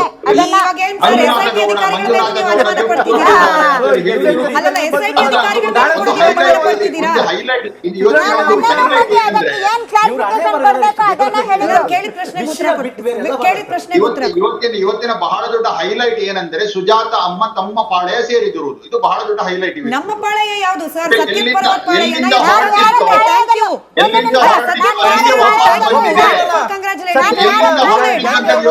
ಇನ್ನೊಂದು ಗೊತ್ತಾಯ್ತು, ರಾಬರ್ಟ್ ಅವರು ಸುಳ್ಳು ಗ್ಯಾಂಗ್ ಬಿಟ್ಟು ಯಾವತ್ತೂ ಹೊರಗೆ ಬರಲ್ಲ. ಅವರು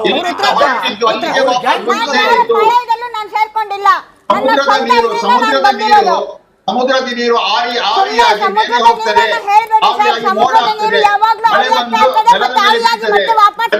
ಮತ್ತೆ ಸಮುದ್ರ ಸೇರ್ತದೆ. ನೋಡ್ಕೊಳ್ಳಿ, ಫಸ್ಟ್ ತಲೆಗೆ ಹಾಕಿರೋ ನೀರು ಕಾಲಿಗೆ ಬಂದಾವಾಗ ನೋಡ್ಕೊಳ್ಳಿ. ಈಗ ಕಾಲಿಗೆ ಬಂದಿದೆ, ಅದನ್ನ ಸಮರ್ಥನೆ ಮಾಡಬೇಡಿ. ನೀವೇ ಕರೆಕ್ಟ್ ಹೇಳಿ ಮತ್ತೆ. ಇಲ್ಲ ಹೇಳಿ ರಾಬರ್ಟ್ ಸರ್, ನಾನು ಪ್ರಶ್ನೆ ಕೇಳಿದೆ. ಇಲ್ಲಿ ಯಾರಿಗೂ ಉಗಿಸೋಕೋ ಎತ್ಕಟ್ಟೋಕೋ ಪ್ರಯತ್ನ ನಾನು ಮಾಡ್ತಿಲ್ಲ. ಒಂದು ಹೆಲ್ದಿ ಡಿಬೇಟ್ ಮಾಡೋಣ ಅಂತ ಹೇಳಿ ರಾಬರ್ಟ್ ಸರ್ ನಾನು ಮತ್ತೊಮ್ಮೆ ಕೇಳ್ತಾ ಇದ್ದೀನಿ. ವಯಸ್ಸಾಗಿರೋ ಸುಜಾತಾ ಭಟ್ ಅವರೇ ತನಿಖೆನ ಎದುರಿಸ್ತಾ ಇರ್ಬೇಕಾದ್ರೆ 100 ಆದ್ರೇನು 1000 ಆದ್ರೇನು ಎದುರಿಸ್ಲಿಕ್ಕೆ ಕಷ್ಟ ಏನು ಅನ್ನೋದು ಅಷ್ಟೇ ಸಿಂಪಲ್ ಪ್ರಶ್ನೆ. ಅವರು ಎದುರಿಸಿದ್ದಾರೆ, ಯಾವ ಕಷ್ಟವಿಲ್ಲ, ಎದುರಿಸಿದ್ದಾರೆ. ಎಷ್ಟು ಎದುರಿಸಿದ್ರು ಕೋರ್ಟಿಗೆ ಸರ್? ಗಂಟೆಗಳ ಕಾಲ ಕೋರ್ಟ್ಗೆ ಯಾಕೆ ಹೋದ್ರು? ಮತ್ತೆ ಅದನ್ನ ಹೇಳಿ. ಹೇಳಿಗಳ ಕೋರ್ಟ್ಗೆ ಯಾಕೆ ಹೋದ್ರು? ನೀವು ಆರೋಪಗಳನ್ನು ಮಾಡಿದ್ದೀರಿ. ಅಸುರಪರ ಹೇಳ್ತಾ ಇದ್ದಾರೆ ಕೋರ್ಟಿಗೆ ಹೋಗುವ ಹೇಳಿಗಳು. ಅಂದ್ರೆ ಇವರ ನಾಯಕರು ಕೋರ್ಟಿಗೆ ಹೋಗ್ತಾರೆ, ಇವರ ಹೇಳಿಗಳು ಕೆಲಸ ಮಾಡಿ ಕೋರ್ಟಿಗೆ ಇವರು ಹೇಳಿಗಳು. ಅಸುರಪರ ವಕ್ತಾರ ಇವತ್ತು ಹೇಳ್ತಿರೋ ಮಾತಿದು ನಿಮ್ಮ ಚಾನಲ್ ಅಲ್ಲಿ ಕೂತು ಒಬ್ಬ ಅಸುರಪರ ಚಾನಲ್ ಅಸುರಪರ ವಕ್ತಾರ, ಅಸುರಪರ ಪಕ್ಷದ ವಕ್ತಾರ ಹೇಳ್ತಾ ಇರೋದು ಕೋರ್ಟಿಗೆ ಹೋಗುವ ಹೇಳಿಗಳು. ಅಂದ್ರೆ ಜಗತ್ತಿಗೆ ಗೊತ್ತಾಗ್ತದೆ ಯಾರು ಅಸುರರು, ಯಾರು ರಾಕ್ಷಸರು, ಯಾರು ನರಹಂತಕರು ಅಂತೇಳಿ. ಮಾನವ ಮರ್ಯಾದೆ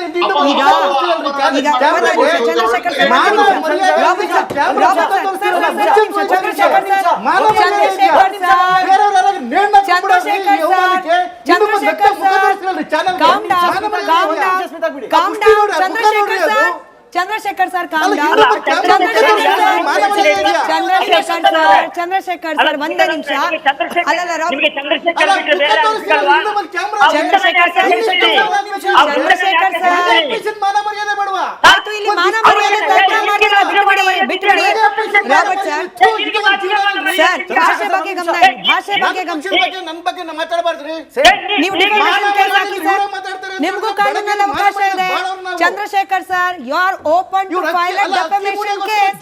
ಗೋಯಿಂಗ್ ಟು ಇಟ್. ಇಲ್ಲಿ ಚರ್ಚೆ ಇರಿ. ಚಂದ್ರಶೇಖರ್ ಸರ್ ಇರಿ. Chandrashekhar sir please calm down. Robert sir, ಈ ಹೋರಾಟಗಾರರ ಮೇಲಿರುವ ಗಂಭೀರವಾದ ಆರೋಪ ಏನ್ ಗೊತ್ತಾ, ಯಾವಾಗ ವಿಚಾರದಲ್ಲಿ ಚರ್ಚೆ ಮಾಡ್ಲಿಕ್ಕೆ ಆಗೋದಿಲ್ಲ, ಯಾವಾಗ ಪಾಯಿಂಟ್ಗಳನ್ನ ಮುಂದಿಟ್ಟು ತರ್ಕವನ್ನ ಮಾಡ್ಲಿಕ್ಕೆ ಸಾಧ್ಯ ಆಗೋದಿಲ್ಲ, they will go personal. Kindly don't do it. ನಿಮಗೆ ನಾನು ವಿಚಾರ ಆಧಾರಿತವಾಗಿ ಪ್ರಶ್ನೆ ಕೇಳ್ತಿದ್ದೀನಿ, ವಿಚಾರಕ್ಕೆ ಸೀಮಿತವಾಗಿ ಉತ್ತರ ಕೊಡಿ. ನಿಮಗೆ ಚಂದ್ರಶೇಖರ್ ಅವ್ರನ್ನ ಕಟ್ಕೊಂಡು, ಸುಜಾತಾ ಭಟ್ ಅವ್ರನ್ನ ಕಟ್ಕೊಂಡು ಏನೂ ಆಗ್ಬೇಕಾಗಿಲ್ಲ. ಅವ್ರು ಯಾರ ಪಾಳೆ ಏನಾರು ಸೇರ್ಕೊಳ್ಳಿ, ವಿಷಯ ಇದೆಯಾ ಚರ್ಚೆ ಮಾಡೋಣ. ನಿಮಗೆ ಪ್ರಶ್ನೆ ಕೇಳಿದ್ದೀನಿ, ಉತ್ತರ ಕೊಡಿ. ಕೋರ್ಟ್ಗೆ ಹೋಗುವುದು ಹೇಳಿತನ ಅಂತಲ್ವಾ ನಿಮ್ಮ ಪಾಯಿಂಟ್ ಅಷ್ಟೇ. ಹಾಗಾದ್ರೆ ಯಾರ್ಯಾರೆಲ್ಲ ಕೋರ್ಟಿಗೆ ಹೋಗಿದ್ದಾರೆ ಇಷ್ಟವರೆಗೆ ಎಲ್ಲರೂ ಹೇಳಿಗಳಿದ್ದಲ್ಲಿ ಆಯ್ತು. ಅದು ನಿಮ್ಮವಾದ ಸರ್, ನಮ್ಮದಲ್ಲ. ವಾದ ನಿಮ್ಮದು, ನಮ್ದಲ್ಲ. ಫಸ್ಟ್ ದಿನದಿಂದ ಹೇಳ್ತಾ ಇದ್ದೀನಿ ನೀವು ಅಂತಾರಲ್ಲ, ಯಾರ ಹಸುರರು ಅಂತ ಹೇಳಕ್ ಹೇಳಿ ನೋಡೋಣ.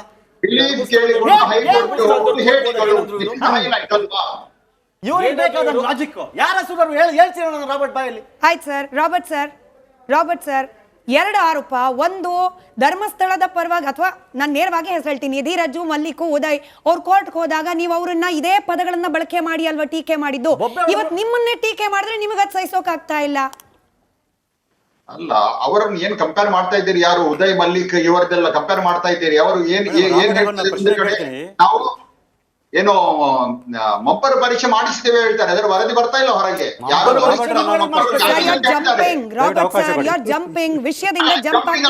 ನೀವು ತೆಗಿದಿರಿ, ನೀವು ಹೆಸರು ತೆಗಿದ್ರಿ, ಅದಕ್ಕೋಸ್ಕರ ನಾನು ಕೇಳಿದ ಸಿಂಪಲ್ ಪ್ರಶ್ನೆ ಸರ್. ಅವ್ರು ಕೋರ್ಟ್ಗೆ ಹೋದ್ರೆ ಅವ್ರನ್ನ ನೀವು ಹೀಗೆ ಹೇಳಿ ಅಂದ್ರಿ, ಕುಂಬಳಕಾಯಿ ಕಳ್ಳ ಅಂದ್ರೆ ಹೆಗ್ಲು ಯಾಕೆ ಮುಟ್ಕೊಳ್ತಾರೆ ಅಂತ ಪ್ರಶ್ನೆ ಕೇಳಿದ್ರಿ. ಇವಾಗ ಯಾರಪ್ಪ ಕುಂಬಳಕಾಯಿ ಕಳ್ಳ?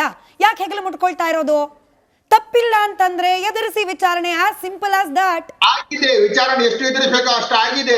ಗಂಟೆ ಗಟ್ಟಲೆ ಜನ ಮಾಡಿದ್ದು ಎಷ್ಟಾಗಬೇಕು ಅಷ್ಟಾಗಿದೆ. ಮಂಪರು ಪರೀಕ್ಷೆ ಆಗಿದೆ, ಇಷ್ಟೇ ಹೇಳಿದ್ದಲ್ವಾ? ನೀವು ಅಲ್ಲಿ ಕಾರಸ್ಪುಡಿ ಅರಿಯಲ್ಲ, ನೀವು ಇನ್ಕ್ವೈರಿಗೆ ಹೋಗಿ ಅಂತ ನೀವು ಧೈರ್ಯ ತುಂಬುದಾಗಿತ್ತಲ್ಲ. ನೀವೆಲ್ಲ ಇಲ್ಲಿ ಮಾತಾಡೋ ಬದಲು ಎನ್ಕ್ವೈರಿ ಫೇಸ್ ಆಗಿ ಅಂತ ಹೇಳ್ಬೋದಿತ್ತಲ್ಲ. ಆಯ್ತು, ಶೇಖರ್ ಲಾಯ್ಲ್ ಅವ್ರು ಇದ್ದಾರಾ ಸಂಪರ್ಕದಲ್ಲಿ? ಹೌದೌದು. ಹಾ, ಇವಾಗ ರಾಬರ್ಟ್ ಸರ್ಗೆ ನಾವು ಕಳೆದ ಡಿಬೇಟ್ ನಲ್ಲೂ ಕೇಳಿದ್ವಿ, ಈ ಡಿಬೇಟ್ ನಲ್ಲೂ ಕೇಳಿದ್ವಿ. ಬಂದೆ ಸರ್, ಸ್ನೇಹ ಕೃಷ್ಣ ಸರ್, ಒಂದೇ ನಿಮಿಷ. ರಾಬರ್ಟ್ ಸರ್ಗೆ ಹಿಂದೆನೂ ಕೇಳಿದ್ವಿ, ಇವತ್ತು ಕೇಳಿದ್ವಿ, ಬಟ್ ಅವ್ರು ಹೇಳ್ತಿಲ್ಲ. ಅಸುರರು ಈ ಅಸುರರು ಯಾರು ಸರ್? ಅದೊಂದು ಹೇಳಿ. ಅಸುರರು ಯಾರು? ಒಂದು ನಿಮಿಷ, ನನ್ನ ಅಸುರರ ಬಗ್ಗೆ ನಾನು ಇದು ಮಾಡ್ತಾ ಇಲ್ಲ. ನಾನು ಬಹಳ ಸ್ಪಷ್ಟ ನೋಡಿ ಸ್ಮಿತಾ ಮೇಡಮ್, ಆ ಉಚ್ಚರನ್ನು ಸರ್ ರಾಬರ್ಟ್ ಸರ್ ನಗ್ತಿದ್ದಾರೆ, ಅವ್ರನ್ನ ಹುಚ್ಚ ಅನ್ಬಿಟ್ಟಿರಾ ಮತ್ ನೀವು? ನಗ್ತಾ ಇದ್ದಾನೆ ಅಲ್ವಾ ಲೋಪರ್, ನಗ್ತಾ ಇದ್ದಾನೆ ಅಲ್ವಾ ಅವನು? ಸರ್ ನಿಮ್ ಪಕ್ಕದಲ್ಲೇ ಇದೆ ರಾಬರ್ಟ್ ಸರ್ ವಿಡಿಯೋ, ನೀವು ಕೈ ತೋರಿಸ್ತಿರೋದು ಅವ್ರ ಕಡೆ ಇದೆ. ಹುಷಾರಾಗಿ ಮಾತಾಡಿ.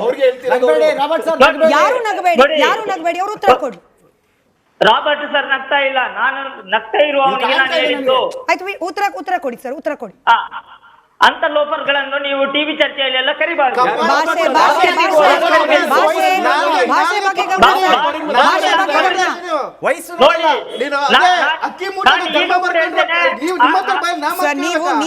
ನೀವು ಬೇಡ ಭಾಷೆ ಗಮನ ಇಟ್ಕೊಂಡು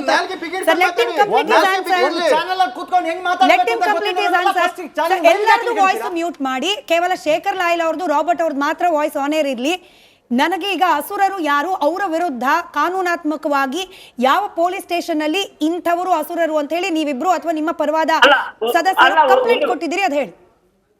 ನೋಡಿ, ನಾನು ಸ್ಪಷ್ಟವಾಗಿ ಹೇಳ್ತಿದ್ದೇನೆ. ನೋಡಿ, ಒಬ್ರಿಗೆ ನಾನು ಮೊದಲಿಗೆ ಹೇಳುವಂತದ್ದು, ಒಬ್ರು ಮಾತಾಡುವಾಗ ಇನ್ನೊಬ್ರು ನಗಬಾರದು. ನಾನು ಅದನ್ನ ಹೇಳಿದ್ದೀನಿ ಸರ್, ನೀವು ಮುಂದುವರಿಸಿ. ನಾನು ಬಹಳ ಸ್ಪಷ್ಟವಾಗಿ ಹೇಳುವಂತದ್ದು, ಇವತ್ತು ಕೋರ್ಟಿಗೆ ಹೋಗಿರುವಂತದ್ದು, ನೀವು ತನಿಖೆಯನ್ನು ಮಾಡುವ ಬದಲು, ಏನು ಅಸಹಜ ಸಾವುಗಳ ತನಿಖೆ ಮಾಡುವ ಬದಲು ಆರೋಪಿಗಳನ್ನಾಗಿ ನಮ್ಮನ್ನು ಮಾಡ್ತಾ ಇದ್ದೀರಿ. ನೀವು ಎನ್ಕ್ವೈರಿಗೆ ಕರೆಯಿರಿ, ಬರ್ತೇವೆ. ಆದ್ರೆ ನೀವು ಆರೋಪಿಗಳನ್ನಾಗಿ ನೀವು ಮಾಡಿದ್ದೀರಿ, ಇದು ಸರಿಯಾದ ಕ್ರಮ ಅಲ್ಲ ಅನ್ನುವಂಥದ್ದನ್ನು ನಾವು ಕೋರ್ಟ್ಗೆ ಹೋಗಿರುವಂತದ್ದು.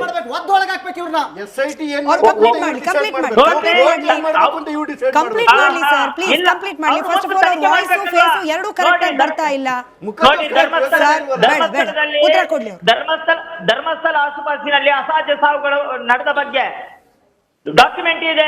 ಆಯ್ತು ಶೇಖರ್ ಸರ್, ನನ್ನ ಪ್ರಶ್ನೆ ಒಂದು ನಿಮಿಷ. ಶೇಖರ್ ಸರ್ ಶೇಖರ್ ಸರ್, ಸರ್ಕಾರದ ಆಯೋಗ ಶೇಖರ್ ಸರ್, ಯಾಕ್ರಿ ಕರೀತೀರಾ? ನನ್ನ ವಾಯ್ಸ್ ಕೇಳಿಸ್ತಾ ಇದ್ರೆ ಈಗ ಮಟ್ಟಣ್ಣನವರವರು ತಿಮರೋಡಿ ಅವರು ಯಾವುದೇ ರೀತಿ ಅಪರಾಧ ಮಾಡಿಲ್ಲ ಅನ್ನೋ ಕಾನ್ಫಿಡೆನ್ಸ್ ನಿಮಗೆ ವೈಯಕ್ತಿಕವಾಗಿದೆಯಾ? ಹೌದು. ಹಾಗಿದ್ದಾಗ ಅವರನ್ನ ಆರೋಪಿ ಸ್ಥಾನದಲ್ಲಿ ನಿಲ್ಸಿದ್ರೆ ಭಯ ಯಾಕೆ? ಅಲ್ಲ, ಯಾಕೆ ಮಾಡ್ಬೇಕು ಮೇಡಮ್? ಈಗ ನಿಮ್ಮನ್ನು ನೀವೊಬ್ರು ಪತ್ರಕರ್ತೆಯಾಗಿ ನಾವು ನಿಮ್ಮನ್ನು ಪತ್ರಕರ್ತೆಯಾಗಿ ನೋಡ್ಬೇಕು. ಅದು ಬಿಟ್ಟು ನಿಮ್ಮನ್ನು ಆರೋಪಿತರ ನೋಡಿದ್ರೆ ನನ್ನ ಮೇಲೂ ಕೇಸ್ ಇದೆ ಸರ್. ಒಂದೇ ನಿಮಿಷ ಸರ್, ಪತ್ರಕರ್ತರ ಮೇಲೂ ಕೂಡ ಕೇಸ್ ಬೀಳುತ್ತೆ, ನನ್ನ ಮೇಲೂ ಕೂಡ ಇದೆ. ನಾನು ಸ್ಕ್ವಾಶ್ ಮಾಡಿಸಿಲ್ಲ sir. I am facing the investigation. Simple. ನಾನು ತಪ್ಪು ಮಾಡಿಲ್ಲ.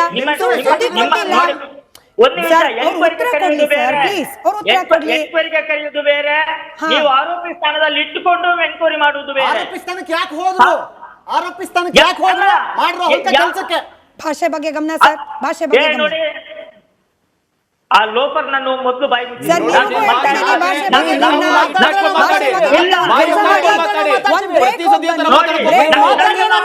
ಬ್ರೇಕ್ ಹೋಗಿ ಬನ್ನಿ. ಬ್ರೇಕ್ ಅಲ್ಲಿ ಎಲ್ಲರಿಗೂ ಒಂದ್ಸತಿ ಭಾಷೆ ಬಗ್ಗೆ ನಾವು ಪಾಠ ಮಾಡೋಣ. ಬ್ರೇಕ್ ಹೋಗಿ ಬ್ರೇಕ್. ಸರ್ ಭಾಷೆ, ಸರ್ ಭಾಷೆ.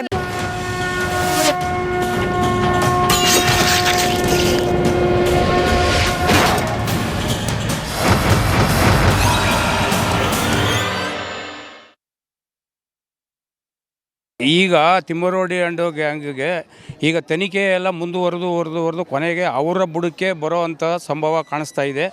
ಆ ಒಂದು ಇದಕ್ಕೆ ಅವರು ಭಯಪಟ್ಟು ಈಗ ಆ ಪ್ರಕರಣವನ್ನು ರದ್ದುಗೊಳಿಸೋದಕ್ಕೆ ಹೈಕೋರ್ಟ್ಗೆ ಅಲ್ಲಿ ಹೋಗೋದು, ಇನ್ನೊಂದು ಕಡೆ ಹೋಗೋದು, ಮತ್ತೊಂದು ಕಡೆ ಹೋಗೋದಕ್ಕೆ ಅವರು ಪ್ರಯತ್ನ ಮಾಡ್ತಾ ಇದ್ದಾರೆ. ಇದು ಸತ್ಯ, ನ್ಯಾಯ, ನೀತಿ, ಧರ್ಮ ಈಗ ಅವರಿಗೆ ಈಗ ಅರಿವಾಗಿದೆ. ಆ ಪ್ರಕರಣಕ್ಕೆ ಈಗ ಅಂತ್ಯ ಆಡೋಕ್ಕೆ ನಮ್ಮದೇನು ತಪ್ಪಿಲ್ಲ ಹಂಗೆ ಅಂತ ಪ್ರಕರಣನೇ ರದ್ದುಗೊಳಿಸೋಕ್ಕೆ ಹೈಕೋರ್ಟ್ಗೆ ಹೋಗಿದ್ದಾರೆ.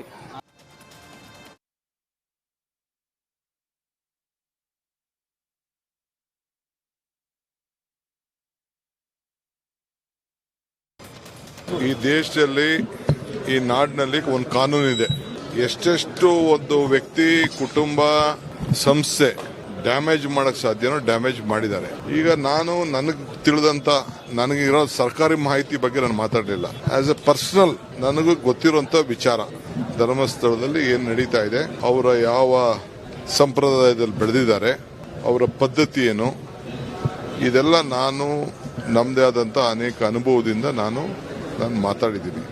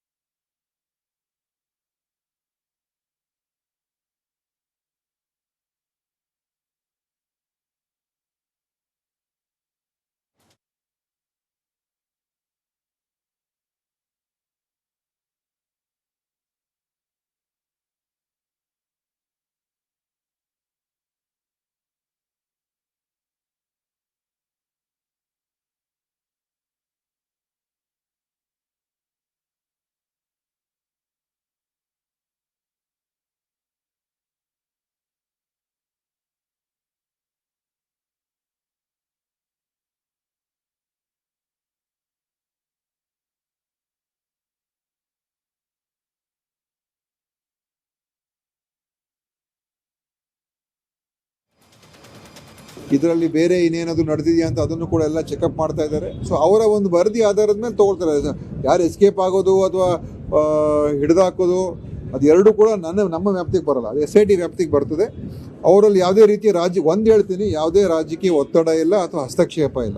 ಅವರಿಗೆ ಇರುವಂಥ ಎವಿಡೆನ್ಸ್ ಮೇಲೆ ಮುಕ್ತವಾಗಿ ಯಾರೇ ತಪ್ಪಿತಸ್ಥರಿದ್ದರೆ ಅವ್ರ ಮೇಲೆ ಕ್ರಮ ತಗೊಳ್ತಕ್ಕಂಥದ್ದಕ್ಕೆ ಅವಕಾಶ ಮಾಡಿಕೊಟ್ಟಿದ್ದೀವಿ.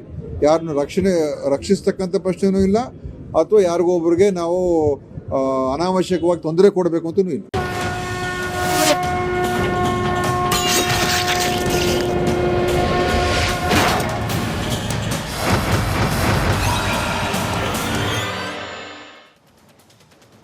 Welcome back. ಚಂದ್ರಶೇಖರ್ ಅವರೇ, ನೀವು ಗಂಭೀರವಾದ ಆರೋಪ ಮಾಡ್ತೀರಿ. ಈ SIT ಇರುವ ಉನ್ನತ ಮಟ್ಟದ ಅಧಿಕಾರಿನೇ ಇದರಲ್ಲಿ ಶಾಮೀಲಾಗಿರ್ಬೋದು, ಅವರೇನೆ ಹೇಳ್ಕೊಡ್ತಿರ್ಬೋದು ಈ ಗ್ಯಾಂಗ್ನ ಸದಸ್ಯರಿಗೆ ಹೀಗೀಗೆ ಮಾಡಿ ಅಂತ ಹೇಳಿ. ಅಂದ್ರೆ SIT ಮೇಲೆ ನಿಮಗೂ ಅನುಮಾನ ಇದೆಯಾ? ನೋಡಿ, on the floor of the house deputy chief minister ಹೇಳ್ತಾರೆ ಇದೊಂದು ಷಡ್ಯಂತ್ರ ಅಂತೇಳಿ. ಅದಾದಮೇಲೆ ಹೈಕೋರ್ಟ್ ಮುಂದೆ SIT special public prosecutor Jagadish ಅವರು ಹೇಳ್ತಾರೆ ಇದೊಂದು ಷಡ್ಯಂತ್ರ ಅಂತೇಳಿ. ಷಡ್ಯಂತ್ರ ಅಂತಕ್ಕಂಥ ಇಲ್ಲಿ ತನಕ ಏನು ಆಚೆ ಕಡೆಗೆ ಬಂದಿದೆ? ಯಾರ್ಯಾರು ಷಡ್ಯಂತ್ರ ಭಾಗಗಳಾಗಿದ್ದಾವೆ ಅವರೆಲ್ಲರೂ ಇವತ್ತು ಆಚೆ ಕಡೆಗೆ ಬಹಿರಂಗವಾಗಿ ಓಡಾಡ್ಕೊಂಡಿದ್ದಾರೆ. ಅವ್ರು ಹೇಳೋರಿಲ್ಲ, ಕೇಳೋರಿಲ್ಲ. ಅವ್ರ ಮೇಲೆ ಅರೆಸ್ಟ್ ವಾರೆಂಟ್ಗಳಾದ್ರೂ ಅವ್ರು ಮುಟ್ತಕ್ಕಂಥ ಶಕ್ತಿ ತಾಕತ್ತು ಈ ವ್ಯವಸ್ಥೆಗೆ ಇಲ್ದಂಗೆ ಹೋಗಿದೆ. ಅನುಮಾನ ಪಡಬೇಕಾ ಬೇಡವಾ ಅಂತ ಅನ್ಸುತ್ತಾ? ನೋಡಿ, ಒಂದು ಮಾತು, ಇವತ್ತು ಇಲ್ಲಿ ಯಾರೊಬ್ಬರು ಮಹಾಶಯವರು ಕೇಳ್ತಾ ಇದ್ರು ಅವ್ರ ಆರೋಪಿಗಳೆಲ್ಲ ಯಾಕೆ ಆರೋಪಿಗಳನ್ನ ಸೇರಿಸ್ತಾರೆ ಅಂತೇಳಿ. ಇವತ್ತು ಕೋರ್ಟ್ ಆರ್ಗ್ಯುಮೆಂಟ್ ಟೈಮಲ್ಲಿ SIT special public prosecutor Jagadish ಅವರ ವಾದವನ್ನು ನೋಡಬೇಕಿತ್ತು ನೀವು. ಅವ್ರು ಪ್ರತಿ ಸರಿ ಹೇಳ್ಕೊಂಡೋಗಿದ್ದು ಚಿನ್ನಯ್ಯನಿಗೆ ಪ್ರಚೋದಿಸಿದ ಅಂತೇಳಿ. ಪ್ರಚೋದನೆ ಅಂದ್ರೇನು?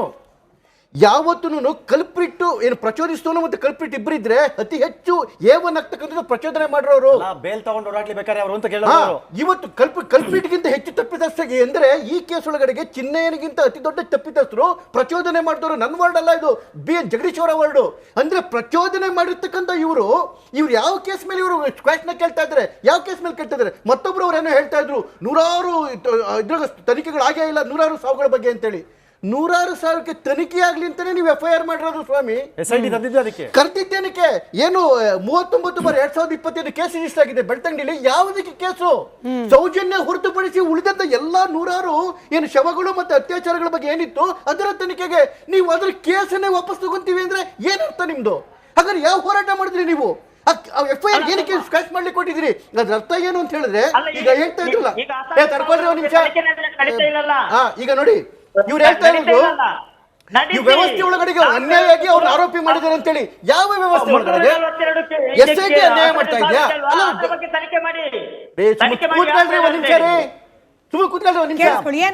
ಏನೋ ಹೇಳ್ತಿದ್ದಾರೆ ಕೇಳಿಸ್ಕೊಂಡ್ಬಿಡಿ. ಅದಕ್ಕೆ ಉತ್ತರ ಕೊಡಿ. ಏನ್ ಶೇಖರ್ ಸರ್, ನಿಮ್ ವಾಯ್ಸ್ ಕೇಳಿಸ್ಲಿಲ್ಲ, ಹೇಳಿ ಇವಾಗ. ಈಗ ಧರ್ಮಸ್ಥಳದಲ್ಲಿ 300 ಚಿಲ್ಲರೆ ಅಸಹಜ ಸಾವುಗಳು ಆಗಿದೆ ಅಲ್ವಾ? ಈಗ ಡಾಕ್ಯುಮೆಂಟ್ ಇದೆ ಅಲ್ವಾ? ಈಗ ನಾನೇ ಮಾಹಿತಿ ಹಕ್ಕಲ್ಲಿ ತೆಗೆದ ಡಾಕ್ಯುಮೆಂಟ್ ಅನ್ನು ನಾನು 2016ರಲ್ಲಿ ಉಗ್ರಪ್ಪ ನೇತೃತ್ವದ ಆಯೋಗಕ್ಕೆ ಕೊಟ್ಟಿದ್ದೇನೆ. ಅದು ಸರ್ಕಾರಕ್ಕೆ ಸಬ್ಮಿಟ್ ಆಗಿದೆ ಅಲ್ವಾ? ನಿಮ್ದೇ ಸರ್ಕಾರ ಮತ್ತೆ SIT ಮಾಡ್ತಿರೋದು ಇನ್ನೇನ್ರಿ? ನೀವು ಅದರ ಬಗ್ಗೆ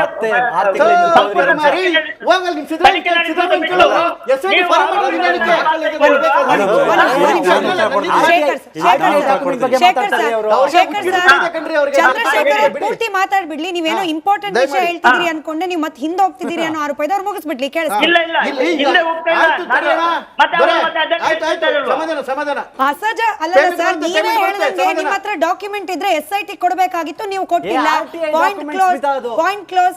ಹೇಳಿ ಸರ್, ನೀವು ಕಂಟಿನ್ಯೂ ನೋಡಿ. ಇವಾಗ ಇಲ್ಲಿವರೆಗೂ ಅವ್ರು ಏನ್ ಹೇಳ್ತಾ ಇದ್ರು ಅಂತ ಹೇಳಿದ್ರೆ ವ್ಯವಸ್ಥೆ ಒಳಗಡೆಗೆ ಅವ್ರನ್ನ ಆರೋಪಿಗಳನ್ನಾಗಿ ಮಾಡಲಾಗ್ತಿದೆ, ಅವ್ರಿಗೆ ಏನು ಅತಿ ಹೆಚ್ಚು ಏನು ಇದನ್ನ ಕೊಡಲಾಗ್ತಿದೆ, ಎನ್ಕ್ವೈರಿ ಮಾಡಲಾಗ್ತಿದೆ ಅಂತೇಳಿ. ಯಾವ ವ್ಯವಸ್ಥೆ? ಬಾಯ್ಬಿಟ್ಟು ಹೇಳಿ. SIT ಅವ್ರು ಕರಿತಿರೋದು ಯಾರು? SIT ಯಾವ SIT? ಇವ್ರದೇ ಸರ್ಕಾರದ ಇವರೇ ಕೇಳ್ಕೊಂಡಿರ್ತಕ್ಕಂಥ SIT. ಆಫೀಸರ್ಗಳು ಯಾರು? ಕಡೆಗೆ ಯಾರ್ಯಾರು ಇವ್ರನ್ನ ಕೇಳಿದ್ರು ಅವ್ರದೇ ಆಫೀಸರ್ಗಳು. ಇಲ್ಲ ಇವ್ರ ಮೇಲೆ ಅನುಮಾನ, ಇನ್ಯಾರ ಮೇಲೆ? ಸರ್ಕಾರದ ಮೇಲೆ ಅನುಮಾನನ? ಇಲ್ಲಿ 3 ಜನ ಎಂಟರ್ ಆಗಿರೋದು ಸ್ಮಿತಾ. ಒಂದು SIT, ಮತ್ತೊಂದು ಸಿದ್ದರಾಮಯ್ಯ ಸರ್ಕಾರ, ಮತ್ತೊಂದು ಹೈಕೋರ್ಟ್. ಇನ್ನು 3 ಬಿಟ್ಟು ಯಾರನ್ನ ಇನ್ವಾಲ್ವ್ ಆಗಿದಾರಾ? ಹಾಗಾದ್ರೆ ಇವ್ರು ಮಾಡ್ತಿರ್ತಕ್ಕಂಥ ಆರೋಪ ಯಾರ ಮೇಲೆ? SIT ಮೇಲೆ ಆರೋಪನ, ಸರ್ಕಾರದ ಮೇಲೆ ಆರೋಪನ, ಹೈಕೋರ್ಟ್ ಮೇಲೆ ಆರೋಪನ? ಯಾರ ಮೇಲೂ ನಂಬಿಕೆ ಇಲ್ಲ ರೀ. ಇವ್ರ ಪರವಾಗಿ ಇರೋದು ಬಂದ್ರೆ ಮಾತ್ರ ಮಿಕ್ಕಿದ್ದೆಲ್ಲರೂ ಇವ್ರು ಏನು ಕುಕೃತ್ಯಗಳು ಆಚೆ ಕಡೆಗೆ ಬರ್ತವೆ. ಆವಾಗ ಸಿದ್ದರಾಮಯ್ಯ ಸರ್ಕಾರನೂ ಬೇಡ, SITನೂ ಬೇಡ, ಹೈಕೋರ್ಟ್ ಬೇಡ.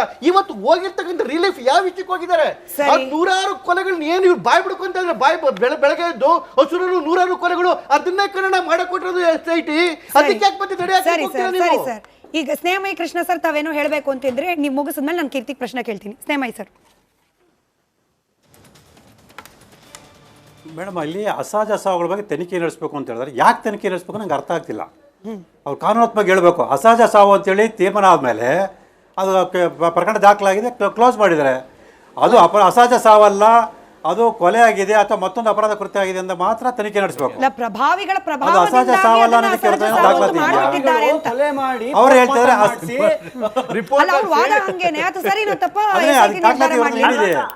ಇವ್ರ ದಾಖಲಾತಿ ಏನಿದೆ ರೆಕಾರ್ಡ್ಸ್ ಅದು ಅಲ್ಲ ಮೇಡಮ್. ಈಗ ಸಾಕ್ಷಿಗಳು ಕೊಡ್ಬೇಕು ತಾನೆ, ಅದು ಅಸಹಜ ಸಾವಲ್ಲ, ಅದು ಇವರು ಅಪರಾಧ ಕೃತ್ಯ ಮಾಡಿದ್ರೆ ಸಾಕ್ಷಿಗಳು ಕೊಡ್ಬೇಕಲ್ಲ. ಇವರು ಏನು ಕೂಡ ತನಿಖೆ ಮಾಡಿದ್ರೆ ಹೆಂಗ್ ಮಾಡ್ತಾರೆ SIT ಅವರಲ್ಲಿ? ಪೊಲೀಸ್ ಅಧಿಕಾರಿ ಆದ್ರೂ ಕೂಡ ಅವ್ರು ಸುಮ್ಮನೆ ಸಾಕ್ಷಿಗಳನ್ನ ಸೃಷ್ಟಿ ಮಾಡ್ಕೊಳಕ್ಕಾಗಲ್ಲ. ಯಾರು ಆರೋಪ ಮಾಡ್ತಾರೆ ಅವ್ರು ಸಾಕ್ಷಿಗಳು ಕೊಟ್ಟಾಗ ಅವ್ರು ತನಿಖೆ ಮಾಡ್ತಾರೆ. ಇದು ಕಾನೂನು ಪ್ರಕ್ರಿಯೆ. ಇಲ್ಲ ನಾವು ಸಾಕ್ಷಿ ಕೊಡಲ್ಲ, ನೀವೇ ಸಾಕ್ಷಿ ಹುಡುಕಿ ಅಂತಂದ್ರೆ ಅದು ಯಾರು ಕಾನೂನಾತ್ಮಕ ಹೋರಾಟ ಅಂತಾರೆ ಅವರಿಗೆ. ಸಾಕ್ಷಿ ಹುಡುಕಿ ಸರಿ, ಈಗ ನಾನು ಹೋರಾಟ ಮಾಡ್ತಾ ಇದ್ದೀನಿ, ನಾನು ಆರೋಪ ಹೊರಗಾಗಿ ಸಾಕ್ಷಿಗಳು ಕೊಡ್ತಾ ಇದ್ದೀನಿ, ನ್ಯಾಯಾಲಯ ಅದು ಪರಿಗಣಿಸ್ತಾ ಇದೆ. Correct sir. ಅದರದೇ ಆ ರೀತಿ ಇವ್ರು ಯಾವ್ದು ಸಾಕ್ಷಿ ಕೊಡದೆ ಆಯ್ತು ಸರ್, ಟೇಕನ್ ಕೀರ್ತಿ ಅವರೇ. ಇವಾಗ ವಿಠಲ್ ಗೌಡ್ರನ್ನ ಕರ್ಕೊಂಡು ಹೋದಾಗ ಅವ್ರಂದ್ರು ಕುರುಕ್ಷೇತ್ರದ ರೀತಿಯಲ್ಲಿ ಹಂಗೇನ ಬೇರೆ ಏನೋ ಅದಕ್ಕೆ ಸಿಮಿಲರ್ ಆದ ಪದ ಹೇಳಿದ್ರು. ಶವಗಳ ರಾಶಿನೇ ಕಂಡು ಬಂತು, ಚಿಕ್ಕ ಮಕ್ಕಳದು, ಅವ್ರದ್ದು ಇವ್ರದ್ದು, ಇದೆಲ್ಲ ಸಾಕ್ಷಿಯಾಗಿ SIT ಯಾಕೆ ಪರಿಗಣಿಸ್ತಾ ಇಲ್ಲ? SITಲೂ ಕೂಡ ಕರಪ್ಟ್ ಆಫೀಸರ್ಸ್ ಇದ್ದಾರಾ? ಇದೆಲ್ಲ ಸಾಕ್ಷಿಯಾಗಿ ನಿಜವಾಗ್ಲೂ ಕೂಡ ಇವ್ರ ಆರೋಪ ಏನ್ ಮಾಡಿದ್ರು ಅದು ಸಾಬೀತಾಗೋ ಹಂತದಲ್ಲಿ SIT ತನಿಖೆ ಇದ್ದಿದ್ರೆ ಈಗ ಯಾಕೆ ಮತ್ತೆ ಕೋರ್ಟ್ಗೆ ಹೋಗೋ ಅನಿವಾರ್ಯ ಪರಿಸ್ಥಿತಿ ಬರ್ತಾ ಇತ್ತು? ಇವ್ರ ಹತ್ರ ಮೊಬೈಲ್ನಲ್ಲಿದ್ದ ಸಾಕ್ಷಿಗಳಿಗೆ ಯಾಕೆ ಎದ್ದು ಬರ್ತಾ ಇಲ್ಲ? ಈ ಸಾಕ್ಷ್ಯಗಳಿದ್ದಾಗ್ಯೂ ಕೂಡ ಇವ್ರು ಯಾಕೆ ಕೋರ್ಟ್ಗೆ ಹೋಗ್ತಿದ್ದಾರೆ? ಹಿಂಗೆ ಜನ ನಾಳೆ ಪ್ರಶ್ನೆ ಮಾಡ್ತಾರೆ. ನಮಗೆ ಇವ್ರು ಮಾಡೋ ಯಾವಾಗಲೂ ಮಿಸ್ಟೇಕ್ಗಳೇನು ಅಂತಂದರೆ, SIT ಅಲ್ಲಿ ತನಿಖೆ ನಡೆಯೋ ಟೈಮಲ್ಲಿ ಆ ಚಿನ್ನಯ್ಯನನ್ನು ಕರ್ಕೊಂಡೋಗಿ ಒಂದು ನ್ಯಾಷನಲ್ ಮೀಡಿಯಾದಲ್ಲಿ ಕೂರಿಸ್ತಾರೆ. ತನಿಖೆ ಇನ್ನೂ ಪ್ರೋಗ್ರೆಸ್ಸಲ್ಲಿ ಇದ್ದಾಗ ಆ ಮನುಷ್ಯ ವಿಠಲ್ ಗೌಡ ಬೆಳಗ್ಗೆ ಹೋಗಿ SIT ತನಿಖೆ ಎದುರಿಸಿ ಬರ್ತಾನೆ, ಸಾಯಂಕಾಲ ಮೀಡಿಯಾ ಎದುರುಗಡೆ ಕೂತ್ಕೊಂಡು ಅವನಿಗೆ ಬೇಕಾದ ಸ್ಟೇಟ್ಮೆಂಟ್ಗಳನ್ನು ಕೊಡ್ತಾನೆ. ಸಮೀರಾ ತನ್ನ ಡಿಸ್ಕ್ಲೈಮರ್ನಲ್ಲೇ ಕ್ಲಿಯರಾಗಿ ಹೇಳ್ಬಿಡ್ತಾನೆ, ಇದರಲ್ಲಿ ಯಾವುದೇ ಸಾಕ್ಷಿಗಳಿಲ್ಲ, ಯಾವುದೇ ವಿಕ್ಟಿಮ್ನ ಮಾತಾಡ್ಸಿಲ್ಲ, ಯಾವುದೇ ಲೀಗಲ್ ಒಪಿನಿಯನ್ಸ್ ತಗೊಂಡಿಲ್ಲ, ಏನ್ ಜನ ಮಾತಾಡ್ತಿದ್ರು ಅದ್ರ ಮೇಲೆ ವಿಡಿಯೋ ಮಾಡ್ತಾ ಇದ್ದೀನಿ, ನಾನು ಬಿಡ್ತಾ ಇದ್ದೀನಿ ಅಂತ. ಇವ್ರು ಇಲ್ಲಿ ತನಕ ಮಾಡಿದ್ದೆಲ್ಲ ಮೀಡಿಯಾದ, ಸೋಷಿಯಲ್ ಮೀಡಿಯಾದ ಎದುರುಗಡೆ ಒಂದು ಕತೆ, SIT ಪೊಲೀಸು ಕೋರ್ಟಲ್ಲಿ ಬೇರೆ ಕತೆ. ನಾನು ನಿಮಗೆ ಹೇಳಿದೆ, ಇವತ್ತಿಗೂ ಸೌಜನ್ಯ ಕೇಸ್ನಲ್ಲಿ ಅವರು ಯಾವುದೇ ಕಾರಣಕ್ಕೂ ನಿಶ್ಚಲ್ ಜೈನ್ ಹೆಸರನ್ನ ಎಲ್ಲೂ ಸೇರಿಸಲ್ಲ ಅವರು. ಬಟ್ ಹೊರಗಡೆ ನಿಶ್ಚಲ್ ಜೈನ್ ಅಂತಾರೆ. ಅಲ್ಲಿ ಒಳಗಡೆ ಅಲ್ಲಿ ಹೋದಾಗ ಹೇಳ್ತಾರೆ, ಅಲ್ಲಿ ಇರೋದನ್ನು ಕರೆಕ್ಟಾಗಿ SIT ಎದುರುಗಡೆ ಹೇಳ್ಕೊಂಡ್ ಬರ್ತಾರೆ. ಹೊರಗಡೆ ಮೀಡಿಯಾದ ಎದುರುಗಡೆ ಬಂದು ಏನೋ ಮೋಹಂತಿ ಅವ್ರು ಕಾಫಿ ಕರೆದಿದ್ರು ಅನ್ನೋ ರೇಂಜಲ್ಲಿ ಬರ್ತಾರೆ ಹೊರಗಡೆ. ಇವ್ರುಗಳಿಗೆ ಇವತ್ತು ನಾನು ಹೇಳ್ತಾ ಇಷ್ಟೆಲ್ಲ ಮಾಡಿದ್ರಲ್ಲಪ್ಪ, 6-7 ತಿಂಗಳಿಂದ ಒಂದು ಧರ್ಮಕ್ಷೇತ್ರವನ್ನು ಟಾರ್ಗೆಟ್ ಮಾಡಿಕೊಂಡು ಅದನ್ನು ಏನೋ JCB ಹಾಗೆ ಎತ್ತಿ ಅಂದ್ರಿ, ಮಕ್ಷಿ ಅಂದ್ರಿ, ಕಾಮಾಂಧ್ರು ಅಂದ್ರಿ, ಡಮಾರ್ ಧರ್ಮಸ್ಥಳ ಅಂದ್ರಿ, ಅಲ್ಲಿ 100 ಹೆಣ್ಣು ಮಕ್ಕಳ ಶವ ಅಂತಂದ್ರಿ, ಸಿಕ್ಕಿದ್ದು ಅವ್ರದ್ದೇ ಇಂಥದ್ದೇ ಸ್ಕಲ್ಲು ಅಂತಾನು ಹೇಳಿದ್ರಿ. ಎಲ್ಲ ಮಾಡಿ ಇವತ್ತು ಆಯ್ತು ನಾನು ವಾಪಸ್ ತಗೊಂಡ್ಬಿಡ್ತೀನಿ ಕೇಸ್ನ ಅಂತಂದ್ರೆ ಏನು ಇಷ್ಟು ದಿನ ಮಾಡಿದ್ದಕ್ಕೇನು? ಇಷ್ಟು ದಿನ ಮಾಡಿದ್ದಕ್ಕೇನ್ರಿ ಸ್ವಾಮಿ? ಒಂದು ಧರ್ಮಕ್ಷೇತ್ರವನ್ನು ಹಂಗೆ ಟಾರ್ಗೆಟ್ ಮಾಡ್ಕೊಂಡು 6 ತಿಂಗಳು ಆಟ ಆಡಿದ್ರಲ್ಲ, ಬಾಯಿಗೆ ಬಂದಂಗೆ ಮಾತಾಡಿದ್ರಲ್ಲ, ಒಂದು ಪ್ಯಾರಲಲ್ ಗೌರ್ಮೆಂಟ್ ನೋಡ್ಕೊಂಡು ಹೆಣ್ಣು ಮಕ್ಕಳ ಸಬಲೀಕರಣಕ್ಕೆ ಒದ್ದಾಡ್ತಿರೋ ಒಬ್ಬ ಮನುಷ್ಯನನ್ನು ಕಾಮಾಂಧ್ರು ಅಂತ ಕರೆದ್ರಲ್ಲ ನೀವು. ಏನ್ ಮಾಡ್ಬೇಕು ನಿಮ್ಮನ್ನ? ಇವತ್ತು ಬಂದು ಇಲ್ಲಿ ಅಸುರ ಅಂತೆ ನಾಚಿಕೆ ಆಗಲ್ಲ ಇವ್ರುಗಳಿಗೆ? ಏನ್ ತಿಂತಾರೆ ಇವ್ರುಗಳು? ರೈಟ್, ರಾಬರ್ಟ್ ಅವರು ಅದಕ್ಕೆ ಉತ್ತರ ಕೊಡ್ಬೇಕು. ಅದಕ್ಕೆ ಮುಂಚೆ ತೇಜಸ್ ಅವರೇ ನೋಡಿ, ಈಗಲೂ ಕೂಡ ಕೆಲ ಯೂಟ್ಯೂಬ್ಗಳಲ್ಲಿ ಮತ್ತೆ ವಾದ ಪ್ರತಿವಾದ ಪ್ರಾರಂಭ ಆಗಿದೆ. ವೆರಿ ಇಂಟ್ರೆಸ್ಟಿಂಗ್ಲಿ ಒಬ್ರು ಹೇಳ್ತಾರೆ, ಯೂಟ್ಯೂಬರ್ಗಳನ್ನ 9 ದಿನ ವಿಚಾರಣೆ ಕರೆದ್ರು ಅವ್ರೇನ್ ಟೆರರಿಸ್ಟಾ? ಸರ್, ನಿಮ್ಮ ರಕ್ತ ಕುದಿತಿಲ್ವಾ? ದಂಗೆ ಹೇಳ್ತಿಲ್ಲ ನೀವು ಯಾಕೆ? ಇದು ಟೆರರಿಸಂ ಪೂರಕವಾದ ಅಥವಾ ಜನರಲ್ಲಿ ಒಂದು ರೀತಿಯ ಟೆರರ್ ಅನ್ನ ಹುಟ್ಟುಹಾಕುವ, ಒಂದು ರೀತಿಯಲ್ಲಿ ಆತಂಕವನ್ನ ಹುಟ್ಟುಹಾಕುವ ಕಾರ್ಯವಲ್ಲದೆ ಮತ್ತೇನು ಅಂತ ಹೇಳಿ ನೋಡಿ. This exact time central agency CD entry ಆಗಬೇಕು. ಏನಕ್ಕೆ ಅಂತಂದ್ರೆ ನನಗೆಲ್ಲೋ ಒಂದು ಕಡೆ ಇವರ ಫಂಡಿಂಗ್ ನಿಂತೋಗಿದೆ, ಅದಕ್ಕೆ ಕೇಸ್ ವಾಪಸ್ ತಗೋಬೇಕು ಅಂತ ಅರ್ಜಿ ಹಾಕೊಂಡಿದ್ದಾರೆ. ಯೂಟ್ಯೂಬರ್ಸ್ನ ಏನಕ್ಕೆ ತನಿಖೆಗೆ ಒಳಪಡಿಸಬಾರ್ದು ಅಂತಂದ್ರೆ, ಇಷ್ಟೆಲ್ಲ ಆರೋಪಗಳು ಒಂದು ಪುಣ್ಯ ಕ್ಷೇತ್ರದ ಮೇಲೆ, ಆ ಏಜಲ್ಲೂ 75 ವರ್ಷದಲ್ಲೂ ಏನೂ ತಪ್ಪಿಲ್ದೇನೆ ಅವ್ರ ಬಗ್ಗೆ, ಅವ್ರ ಕುಟುಂಬದ ಬಗ್ಗೆ ಇಲ್ಲ ಸಲದ ಆರೋಪಗಳು ಮಾಡ್ತಾರಂತಂದ್ರೆ ಎಷ್ಟು ನೋವಾಗಿರ್ಬೇಕು. 13 ವರ್ಷದಿಂದನೂ ಸಹ ಪೂಜ್ಯರು ಒಂದೇ ಹೇಳ್ಕೊಂಬಂದಿದ್ದು ಸತ್ಯುತ್ ಪರ ಇದ್ದೀನಿ, ಜಯ ಸಿಕ್ಕುತ್ತೆ ಅಂತ. ಅವರ ತಾಳ್ಮೆಗೆ ನಾವು ತಲೆ ಬಾಗ್ಲೇಬೇಕಾಗುತ್ತೆ. ಅವ್ರ ಕುಟುಂಬದ ಬಗ್ಗೆ ಎಷ್ಟೆಷ್ಟು ತೇಜೋವಧೆ ಮಾಡಿದ್ರು. ಎಲ್ಲಾದ್ರೂ ಒಂದು ಕಡೆ ಅವ್ರು ಏನಾದ್ರು ಧ್ವನಿ ಎತ್ತಿದ್ರ, ಕೋರ್ಟ್ಗೆ ಹೋದ್ರೆ ನೀವೇನಿಗೆ ಕೋರ್ಟ್ಗೆ ಹೋಗಿ ಸ್ಟೇ ತಂದ್ರಿ, ಹಂಗಾರೆ ನೀವು ತಪ್ಪು ಮಾಡ್ತಿದ್ದೀರಾ ಅಂತ ಹೇಳ್ತಾರೆ. ಇವ್ರು ಕೋರ್ಟ್ಗೆ ಹೋಗಿದ್ದಂಗಂದ್ರೆ ಇದು ಏನಕ್ಕೆ ತನಿಖೆ ಆಗಬೇಕು? ಯೂಟ್ಯೂಬರ್ಸ್ ಏನಕ್ಕೆ ಮೂಲ ಕಾರಣ ಅಂತಂದ್ರೆ, SIT ರಚನೆ ಆಗಿದ್ದು ಇವ್ರ ಕಂಪ್ಲೇಂಟ್ ಮೇಲೆನೆ. SIT ತನಿಖೆ ನಡೀತಿದೆ ಅಂತ ಅಂದಮೇಲೆ ಯೂಟ್ಯೂಬರ್ಸ್ ಕೆಲಸ ಏನು? ಯೂಟ್ಯೂಬರ್ಸ್ ಏನಕ್ಕೆ ಟ್ರಯಲ್ ಮಾಡ್ತಿದ್ರು ಕುತ್ಕೊಂಡು? ತನಿಖೆಯ ದಿಕ್ಕನ್ನು ತಪ್ಪಿಸಿದ್ದು ಯಾರು? ಇವತ್ತು ಯೂಟ್ಯೂಬರ್ಸ್ ತನಿಖೆ ದಿಕ್ಕನ್ನು ತಪ್ಪಿಸಿದ್ದು. ಇದೇ ಕಲರ್ ಜಾಕೆಟ್ ಪೀಸ್ ಸಿಕ್ಕಿದೆ, ಇದೇ ಸ್ಕಲ್ ಹೆಣ್ಣು ಮಗುದ್ ಸ್ಕಲ್ ಇದು ಅಂತ ಹೇಳಿದಂತ ವ್ಯಕ್ತಿಗಳು ಏನಕ್ಕೆ ತನಿಖೆ ದಿಕ್ಕನ್ನು ತಪ್ಪಿಸ್ತೀರಾ ನೀವು ಇವತ್ತು ಸಾಮಾಜಿಕ ಮಾಧ್ಯಮ ಜನರಲ್ಲಿ ಎಷ್ಟರ ಮಟ್ಟಕ್ಕೆ ಅವೇರ್ನೆಸ್ ಮೂಡಿಸುತ್ತೆ ಪ್ರತಿಯೊಬ್ಬ ಗೊತ್ತಿದೆ. ಆ ಒಂದು ಮಾಧ್ಯಮ ಇಟ್ಕೊಂಡು ಫ್ರೀ ಇಂಟರ್ನೆಟ್ ಇಟ್ಕೊಂಡು ನೀವು ಎಷ್ಟರ ಮಟ್ಟಕ್ಕೆ ನಮ್ಮ ಪುಣ್ಯಕ್ಷೇತ್ರ ಟಾರ್ಗೆಟ್ ಮಾಡಿದ್ದೀರಾ, ಎಷ್ಟು ಸುಳ್ಳು ಸುದ್ದಿನ ನೀವು ಹಬ್ಬಿಸಿದ್ದೀರಾ. ಇದೇ ಬೇರೆ ಧರ್ಮದ ಬಗ್ಗೆ ಸುಳ್ಳು ಸುದ್ದಿ ಹಬ್ಬಿಸಿದ್ರೆ ಏನ್ ಮಾಡ್ತಿತ್ತು ಇವತ್ತು, ಏನಾಗ್ತಿತ್ತು ಅವ್ರ ಜೀವನದ ಏನಾಗ್ತಿತ್ತು. ನಿಜ. ಕಾನೂನು ಕೈಗೆತ್ಕೊಂಡು ಅವ್ರ ಮೇಲೆ ದಾಳಿ ಮಾಡ್ಕೊಂಡು ಕೊಳೆಗಳು ಮಾಡ್ತಿದ್ರು. ಇವತ್ತು ನಾವು ಕಾನೂನ್ಗೆ ಗೌರವ ಕೊಟ್ಕೊಂಡು ಕಾನೂನು ರೀತಿ ಮುಖಾಂತರ ನಾವು ಕಾನೂನು ಹೋರಾಟ ಮಾಡ್ಕೊಂಡು ಕೇಸ್ಗಳು ಹಾಕೊಂಡು ನಾವು ಹೋರಾಟ ಮಾಡ್ತಿದ್ರೆ ಯಾರ್ಯಾರು ಧರ್ಮಸ್ಥಳದ ಪರ ಧ್ವನಿ ಎತ್ತುತ್ತಾರೆ, ಇನ್ಕ್ಲೂಡಿಂಗ್ ಕೀರ್ತಿ ಅವ್ರು ಇಟ್ಕೊಂಡು ಆಂಕರ್ ಯಾರು ಪತ್ರಕರ್ತಿದ್ದಾರೆ ಅವ್ರ ಬಗ್ಗೆ, ಅವ್ರ ಪರ್ಸನಲ್ ಬಗ್ಗೆ ತೇಜೋವಧೆ ಮಾಡ್ತಾ ಬರ್ತಾರೆ ಅಂತಂದ್ರೆ ಮಾನಸಿಕ ಕುಗ್ಸೋಂತ ಕೆಲಸ ಮಾಡಿದ್ಯಾರು ಇದೇ ಯೂಟ್ಯೂಬರ್ಸ್. ಕೂಡ್ಲ ರ್ಯಾಂಪೇಜ್ ಒಬ್ಬ ಯೂಟ್ಯೂಬರು ಹೇಗೆ ಮಾತಾಡ್ತಾನೆ ಅಂದ್ರೆ ಮೀಡಿಯಾದವ್ರಿಗೆ ಹಕ್ಕಿದೆ, ಅವರು ಜರ್ನಲಿಸಂ ಇನ್ವೆಸ್ಟಿಗೇಷನ್ ಮಾಡಬಹುದು. ಇವತ್ತು ಮೀಡಿಯಾದವರು ಬೆನ್ನು ಬಿದ್ದಿದ್ದಕ್ಕೇನೆ ಇವತ್ತು ಈ ಹಂತಕ್ಕೊಂದು ಬರ್ತಿದೆ. ಇದನ್ನ ಸುಳ್ಳು ಸುದ್ದಿ ಹೇಳ್ತಾ ಇವತ್ತು ಕೂಡ್ಲ ರ್ಯಾಂಪೇಜ್, ನಾನು ಹೇಳ್ತೀನಿ ಫಸ್ಟ್ ಕೂಡ್ಲ ರ್ಯಾಂಪೇಜ್ ಯಾರು ಅವ್ನು ಯೂಟ್ಯೂಬರ್ ಅವ್ನ ಒಳಗಡೆ ಹಾಕ್ಬೇಕು. ಅವನದ್ದು ಸಾಕ್ಷಿಗಳಿದೆ, ಅವನು ಬಾಯಿ ಬಂದಾಗ ಮಾತಾಡ್ತಾನಲ್ಲ, ಏನಕ್ಕೆ ಇನ್ನೋರ್ಗು ನೀವು ಅರೆಸ್ಟ್ ಮಾಡಿಲ್ಲ. ಸಮೀರ್ ಬೇಲ್ ತಗೊಳ್ಳೋವರೆಗೂ ಆಂಟಿಸಿಪ್ಟಿವ್ ಬೇಲ್ ಇನ್ನೋರು ಈ ಸರ್ಕಾರ ಆ ಬೇಲ್ನ ವಜಾ ಮಾಡೋಕ್ಕೆ ಇನ್ನ ಅಪ್ಲಿಕೇಶನ್ ಹಾಕಿಲ್ಲ ಇವರು. ಸರಿ ಸರಿ ಸುಜಾತ ಭಟ್ ಅವರೇ ನೋಡಿ, ಇವಾಗ ಹೆಂಗಿದೆ ವಾದ ಅಂತಂದ್ರೆ ಚಿನ್ನಯ್ಯನ್ ನಂಬಿದ್ವಿ, ಮೋಸ ಹೋಗ್ಬಿಟ್ವಿ, ಹಾಗಾಗಿ ನಮ್ಮ ವಿರುದ್ಧ ಕಾನೂನಾತ್ಮಕವಾಗಿ ಕ್ರಮ ಆಗಬಾರ್ದು. ಸುಜಾತ ಭಟ್ ಹೇಳಿದ್ರು, ನಾವು ಅವ್ರ ಕಣ್ಣೀರಿಗೆ ಕರಗಬಿಟ್ವಿ, ನಾವು ಮೋಸ ಹೋದ್ವಿ, ಹೀಗಾಗಿ ನಮ್ಮ ಮೇಲೆ ಕ್ರಮ ಆಗಬಾರ್ದು, ಹಿಂಗಿದೆ ವಾದ ಇವಾಗ. ಯಾಕೆ ಕ್ರಮ ಆಗಬಾರ್ದು? ನಮ್ಮನ್ನು ಪ್ರಚೋದನೆ ಮಾಡಿದ್ದವರೇ ಅಲ್ವಾ, ಇದೇ ಗ್ಯಾಂಗ್ನವರೇ ತಾನೆ. ನನ್ನನ್ನು ಇದಕ್ಕೆ ತಂದು ನಿಲ್ಸಿರೋದು ಇದೇ ಗ್ಯಾಂಗ್ನವರು ತಾನೆ. ನನಗೂ ಬುರ್ಡೆಗೆ ಏನು ಸಂಬಂಧ ಇದೆ? ಹೋಗುವಾಗ ಇದರಲ್ಲಿ ಡೆಲ್ಲಿಗೆ ಹೋಗಬೇಕಾಗಿದೆ, ನನಗೆ ಯಾಕೆ ಸುಳ್ಳು ಹೇಳಿದ್ರು? ನನಗೆ ಯಾಕೆ ವಿಚಾರ ತಿಳಿಸ್ಲಿಲ್ಲ? ಬುರ್ಡೆ ಇದೆ, ಬುರ್ಡೆಯನ್ನು ನಾವು ತಗೊಂಡು ಸುಪ್ರೀಂ ಕೋರ್ಟ್ಗೆ ನಾವು ತಗೊಂಡೋಗಿ ಇದು ಮಾಡ್ತಾ ಇದ್ದೇವೆ, ಫಿದಾಔಟ್ ಮಾಡ್ತಾ ಇದ್ದೀವಿ ಅಂತ ಹೇಳ್ಬೋದಾಗಿತ್ತಲ್ವಾ? ಅವಾಗ ನಾನು ಹೋಗ್ಬೇಕಾ ಬಿಡ್ಬೇಕಂತ ನಾನು ಅವಾಗ ಹೇಳ್ತೀನಿ ಕೇಳಿ ಅವ್ರು ಮೋಸ ಹೋದ್ರಂತೆ. ನಾನೇನು ಹೇಳೋದು? ಇವ್ರು ನನ್ನ ಪಾಡಿಗೆ ನಾನಿದ್ದವಳು ನನ್ನ ಮನೆಯಲ್ಲಿ, ನನ್ನ ಮನೆ ಬಾಗಿಲಿಗೆ ಅವ್ರು ಬಂದಿರೋದು, ನಾನು ಅವರ ಮನೆ ಬಾಗಿಲಿಗೆ ನಾನು ಹೋಗಲಿಲ್ಲ. 5,000 ರೂಪಾಯಿ 10,000 ರೂಪಾಯಿ ಕೊಟ್ಟುಬಿಟ್ಟು ನಾನು ಇವತ್ತು ಹೇಳ್ತಾ ಇದ್ದೀನಿ, ರಾಜರೋಷವಾಗಿ ಹೇಳ್ತಾ ಇದ್ದೀನಿ, ಅವನ ಋಣದಲ್ಲಿ ಇಲ್ಲ, ಗಿರೀಶ್ ಭಟ್ಟನ ಋಣದಲ್ಲಿ ನಾನು ಒಂದು ತೋಷಿಕ ಚಾಮರವನ್ನು ಕೊಟ್ಟಿದ್ದೀನಿ. ಇದು ಸತ್ಯ. ಅವನು ಬರ್ಲಿ ನೋಡೋಣ, ಅವನು ನನ್ನ ಎದುರಿಗೆ. ನಾನು ಯಾರ ಋಣದಲ್ಲಿ ನಾನು ಬದುಕಲಿಲ್ಲ, ನಾನು ಸ್ವಾಭಿಮಾನಿಯಾಗಿ ನಾನು ಬದುಕ್ತಾ ಇದ್ದೀನಿ. ಇವತ್ತು ನನ್ನ ಜೀವನಕ್ಕೆ ನಾನು ತೊಂದರೆ ಆಗಿದೆ. ಯಾರು ಕೊಡ್ತಾರೆ ನನ್ನ ಜೀವನ ನಡೆಸಕ್ಕೆ? ಇವತ್ತು ಎಲ್ಲಿ ಮುಖ ತೋರಿಸಿದ್ರೆ ಹೆಂಗೆ? ಮೊನ್ನೆ ಒಂದು ಬೆಳ್ತಂಗಡಿಗೆ ಹೋಗ್ತೀನಿ, ಒಬ್ರು ಬ್ರಾಹ್ಮಿನ್ಸ್ ಲೇಡಿ ನಾನು ಇವರ ಗ್ಯಾಂಗಿಗೆ ಸೇರ್ಕೊಂಡಿದ್ದೀನಿ ಅಂತ, ನೀವು ಸುಜಾತ ಭಟ್ರಲ್ವಾ, ನೀವು ನಮ್ಮ ಬ್ರಾಹ್ಮಿನ್ಸ್ ಇದು ಮಾನ ಮರ್ಯಾದೆಯನ್ನು ಹರಾಜು ಮಾಡಿದ್ದೀರಾ ಅಂತ ಹೇಳಿದರು. ನಾನು ಅದಕ್ಕೆ ಒಂದೇ ಮಾತು ಕೇಳಿದೆ, ನಿನ್ನ ಮನೆ ಮಾನ ಮರ್ಯಾದೆಯನ್ನು ಹರಾಜು ಮಾಡಲಿಲ್ಲ, ನನ್ನ ವೈಯಕ್ತಿಕ. ನಿಂಗೆ ಕೊಡಕ್ಕೆ ಇಷ್ಟ ಇದ್ರೆ ರೂಮ್ ಕೊಡು, ಇಲ್ಲ ಅಂದರೆ ಬಿಡು ಅಂತ ಹೇಳಿದೆ. ಈ ರೀತಿ ನನ್ನನ್ನು ಬೀದಿಯಲ್ಲಿ ನಿಂತ್ಕೊಂಡು ನನ್ನನ್ನು ಮಾತಾಡ್ತಾ ಇದ್ದಾರೆ. ನಾನು ಯಾವ ರೀತಿ ಮುಖ ಇಟ್ಕೊಂಡು ನಾನು ಹೋಗ್ಬೇಕು? ಯಾರನ್ನ ನಂಬಿ ಯಾರು ಕೆಟ್ರು? ನೀವು ಅವ್ರನ್ನ ನಂಬಿ ಕೆಟ್ರ ಅಥವಾ ಅವರೆಲ್ಲ ನಿಮ್ಮನ್ನ ನಂಬಿ ಕೆಟ್ರ? ನನ್ನ ನಂಬಿ ಕೆಟ್ಟಿದ್ದಲ್ಲ, ನಾನು ಅವರನ್ನ ನಂಬಿ ನಾನು ಕೆಟ್ಟಿರೋದು. ಸರಿ ರಾಬರ್ಟ್ ಸರ್, ಇವಾಗ ಯಾವ್ಯಾವ ರೀತಿಯ ವಿಶ್ಲೇಷಣೆಗಳಾಗೋಯ್ತು ಅಂದ್ರೆ ಸೌಜನ್ಯಾಗ ಈವರೆಗೂ ನ್ಯಾಯ ಸಿಗ್ಲಿಲ್ಲ, ಸಿಗುತ್ತಾ ಈ ರೀತಿ ಹೋರಾಟದಿಂದ ನನಗೆ ಗೊತ್ತಿಲ್ಲ. ಬಟ್ ಸೌಜನ್ಯ ನ್ಯಾಯ ಆಯ್ತು, ನೂರಾರು ಹೆಣ್ಣು ಮಕ್ಕಳ ಅತ್ಯಾಚಾರ ಆಯ್ತು, ಭಿಕ್ಷುಕರ ಕೊಲೆ ಆಯ್ತು, ನಂತರದಲ್ಲಿ ವಾಮಾಚಾರ ಮಾಟ ಮಂತ್ರ ಇದು ಆಯ್ತು, ಈಗೊಂದು ಆಡಿಯೋ ವೈರಲ್ ಆಗ್ತಾ ಇದೆ ಸರ್. ಸೌಜನ್ಯ ಇನ್ನು ಮುಂದೆ ಕಾಳಿ ಸ್ವರೂಪದಲ್ಲಿ ಬಂದು ಇವರೆಲ್ಲರನ್ನ ಕೂಡ ಮಟ್ಟ ಹಾಕ್ತಾಳೆ ಅಂದ್ರೆ ಇದೊಂದು ಹೊಸ ವರ್ಷನ್ನ ನೋಡಿ. ನೀವು ಹಿಂದೆ ಒಮ್ಮೆ ಬೇರೆಯವ್ರ ಹತ್ರ ಮಾತಾಡ್ಬೇಕಾದ್ರೆ ನನ್ನ ಹೆಸರು ತೆಗೆದು ಹೇಳಿದ್ರೆ ನಾನು ಉತ್ತರ ಕೊಡೋದಿಲ್ಲ ಪ್ರಶ್ನೆಗೆ. ಅದು ಯಾವ್ದು ಉತ್ತರ ಅಂದ್ರೆ ಅಸುರರು ಯಾರು ಅಂತ ಹೇಳ್ತಾ ಇಲ್ಲ ಅಂತ ನಾನು ಹಿಂದೆ ಉತ್ತರ ಕೊಟ್ಟಿದ್ದೇನೆ, ಈಗ ಮತ್ತೆ ಹೇಳ್ತೇನೆ ಕೇಳಿ. ಕಳೆದ ಅರ್ಧ ಶತಮಾನದಿಂದ ಧರ್ಮಸ್ಥಳ ಭಾಗದಲ್ಲಿ ನಿರಂತರವಾಗಿ ಅತ್ಯಾಚಾರ ಕೊಲೆ ಮಾಡಿದವರು ಅಸುರರು. ಯಾರು? ನಾನು ಸ್ವಲ್ಪ ಪೇಷನ್ಸ್ ಇರಲಿ ಹೇಳ್ತೇನೆ. ಯಾರು ವ್ಯವಸ್ಥೆಯ ಮೇಲೆ ಪ್ರಭಾವ ಬೀರಿ ಇಡೀ ಈ ಎಲ್ಲ ಅಕ್ರಮಗಳನ್ನು ಕೃತ್ಯಗಳನ್ನು ಮುಚ್ಚಾಕಿದ್ರೆ ಅವರು ಅಸುರರು. ಗೃಹ ಮಂತ್ರಿಗಳ ಮೇಲೇನೆ ಸರ್ಕಾರದ ಮೇಲೆ ಪ್ರಭಾವ ಬೀರಿ ಸಾಕ್ಷಿ ನಾಶ ಮಾಡಿ ಹಳ್ಳ ಹಿಡಿಸಿದ್ರು ಅವರು ಅಸುರರು. ಯಾರು? ಎಕ್ಸಾಕ್ಟ್ ಹೆಸರು ಬೇಕಾ? ಆರ್ ಅಶೋಕನನ್ನು ಕೇಳಿ, ಅವ ಹೇಳ್ತಾನೆ. ಅವನ ಮೇಲೆ ಯಾರು ಅಕ್ಕಿ ಬ್ಯಾಗ್ ಇಸ್ಕೊಂಡು ಧರ್ಮಾಂತರ ಮಾಡ್ಕೊಂಡ್ರು ಅವರು ಅಸುರರು. ಯಾರು ರೈಸ್ ಬ್ಯಾಗ್ ಗೋಸ್ಕರ ಬೇರೆಯವ್ರ ಮೇಲೆ ಪ್ರಭಾವ ಬೀರ್ತಾರೋ ಅವರು ಅಸುರರು. ಎಕ್ಸಾಕ್ಟ್ ಹೆಸರು ಹೇಳ್ತಾನೆ. ಆರ್ ಅಶೋಕನ ಹತ್ರ ಕೇಳಿ. ಹೇಳಿದ್ನಲ್ಲ, ಅಕ್ಕಿ ಬ್ಯಾಗ್ ಗೋಸ್ಕರ ಧರ್ಮಾಂತರ ಮಾಡ್ಕೊಂಡ್ರು ಅಸುರರು. ಅಕ್ಕಿ ಬ್ಯಾಗ್ ಗೋಸ್ಕರ ಬೇರೆಯವ್ರ ಮೇಲೆ ಈ ರೀತಿ ಅಸುರರು. ಯಾರು ಅಂತ ಅವ್ರಿಗೆ ಕೇಳ್ಕೊಳ್ಳಿ. ಅಕ್ಕಿ ಬ್ಯಾಗ್ಗೆ ಯಾರು ಕನ್ವರ್ಟ್ ಆಗಲ್ಲ ಅವ್ರಿಗೆ ಹೇಳ್ರಿ. ಅಶೋಕ್ ಅವರು ಅಕ್ಕಿ bag Robert sir, Chandrashekhar sir ಇರಿ.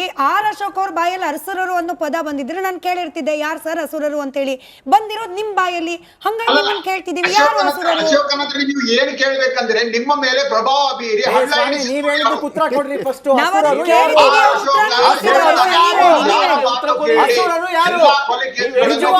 ತಾಕತ್ತಿದ್ರೆ ಉತ್ತರ ಕೊಡಿ.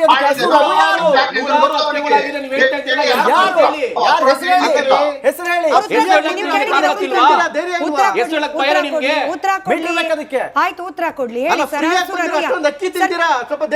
Chandrashekhar sir, you can force him. ಅವ್ರಿಗೆ ಹೆಸರು ಗೊತ್ತಿದ್ರೆ ಹೇಳ್ತಾರೆ, ಅವ್ರು ಹೇಳಿಲ್ಲ ಅಂದ್ರೆ ಗೊತ್ತಿಲ್ಲ, ಗಾಡಿ ಹಿಡ್ಕೊಂಡು ಹೊಡಿತಿದ್ದಾರೆ ಅಷ್ಟೇ, ಸಿಂಪಲ್. ಸಬ್ ಇನ್ಸ್ಪೆಕ್ಟರ್ ಇದ್ದಾರಲ್ಲ ಹಳ್ಳ ಹಿಡಿಸಿದ, ಅವನ ಹತ್ರ ಕೇಳಿ, ಯೋಗೀಶನ್ ಹತ್ರ. ಅವನು ಹೇಳ್ತಾನೆ, ಎಕ್ಸಾಕ್ಟ್ ಹೆಸರು ಹೇಳ್ತಾನೆ.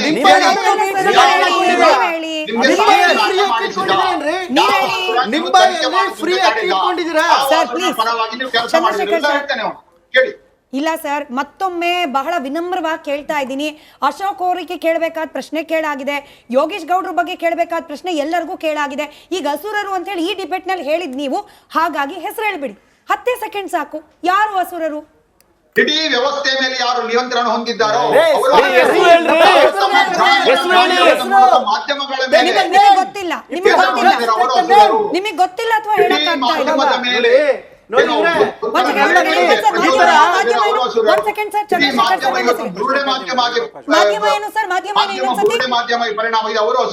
ಮಾಧ್ಯಮ ಏನ್ ಹೇಳಿ ಇನ್ನೊಂದ್ಸತಿ, ಏನ್ ಹೇಳಿ? ಮಾಧ್ಯಮ ವಾಟ್? ಮಾಧ್ಯಮ ಬುರುಡೆ ಮಾಧ್ಯಮ ಆಗಿ ಕನ್ವರ್ಟ್ ಮಾಡಿದವರು ಅಸುರರು. ಹೆಂಗೆ ಬುರುಡೆ ಮಾಧ್ಯಮ ಅಂದ್ರೆ ಹೆಂಗೆ ನಿಮ್ ಪ್ರಕಾರ?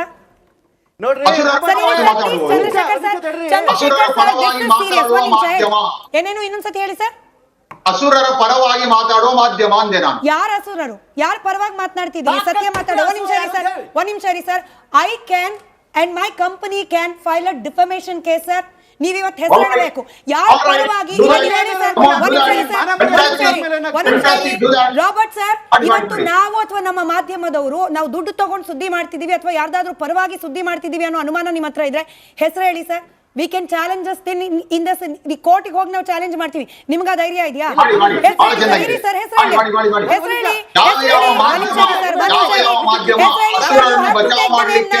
You have to take the name. ನಾನು ಅಥವಾ ಮಹಾಭಾರತ ಕಾರ್ಯಕ್ರಮ ಅಥವಾ ಬ್ಯಾಟಿಂಗ್ ಮಾಡ್ತಾ ಇದೆ,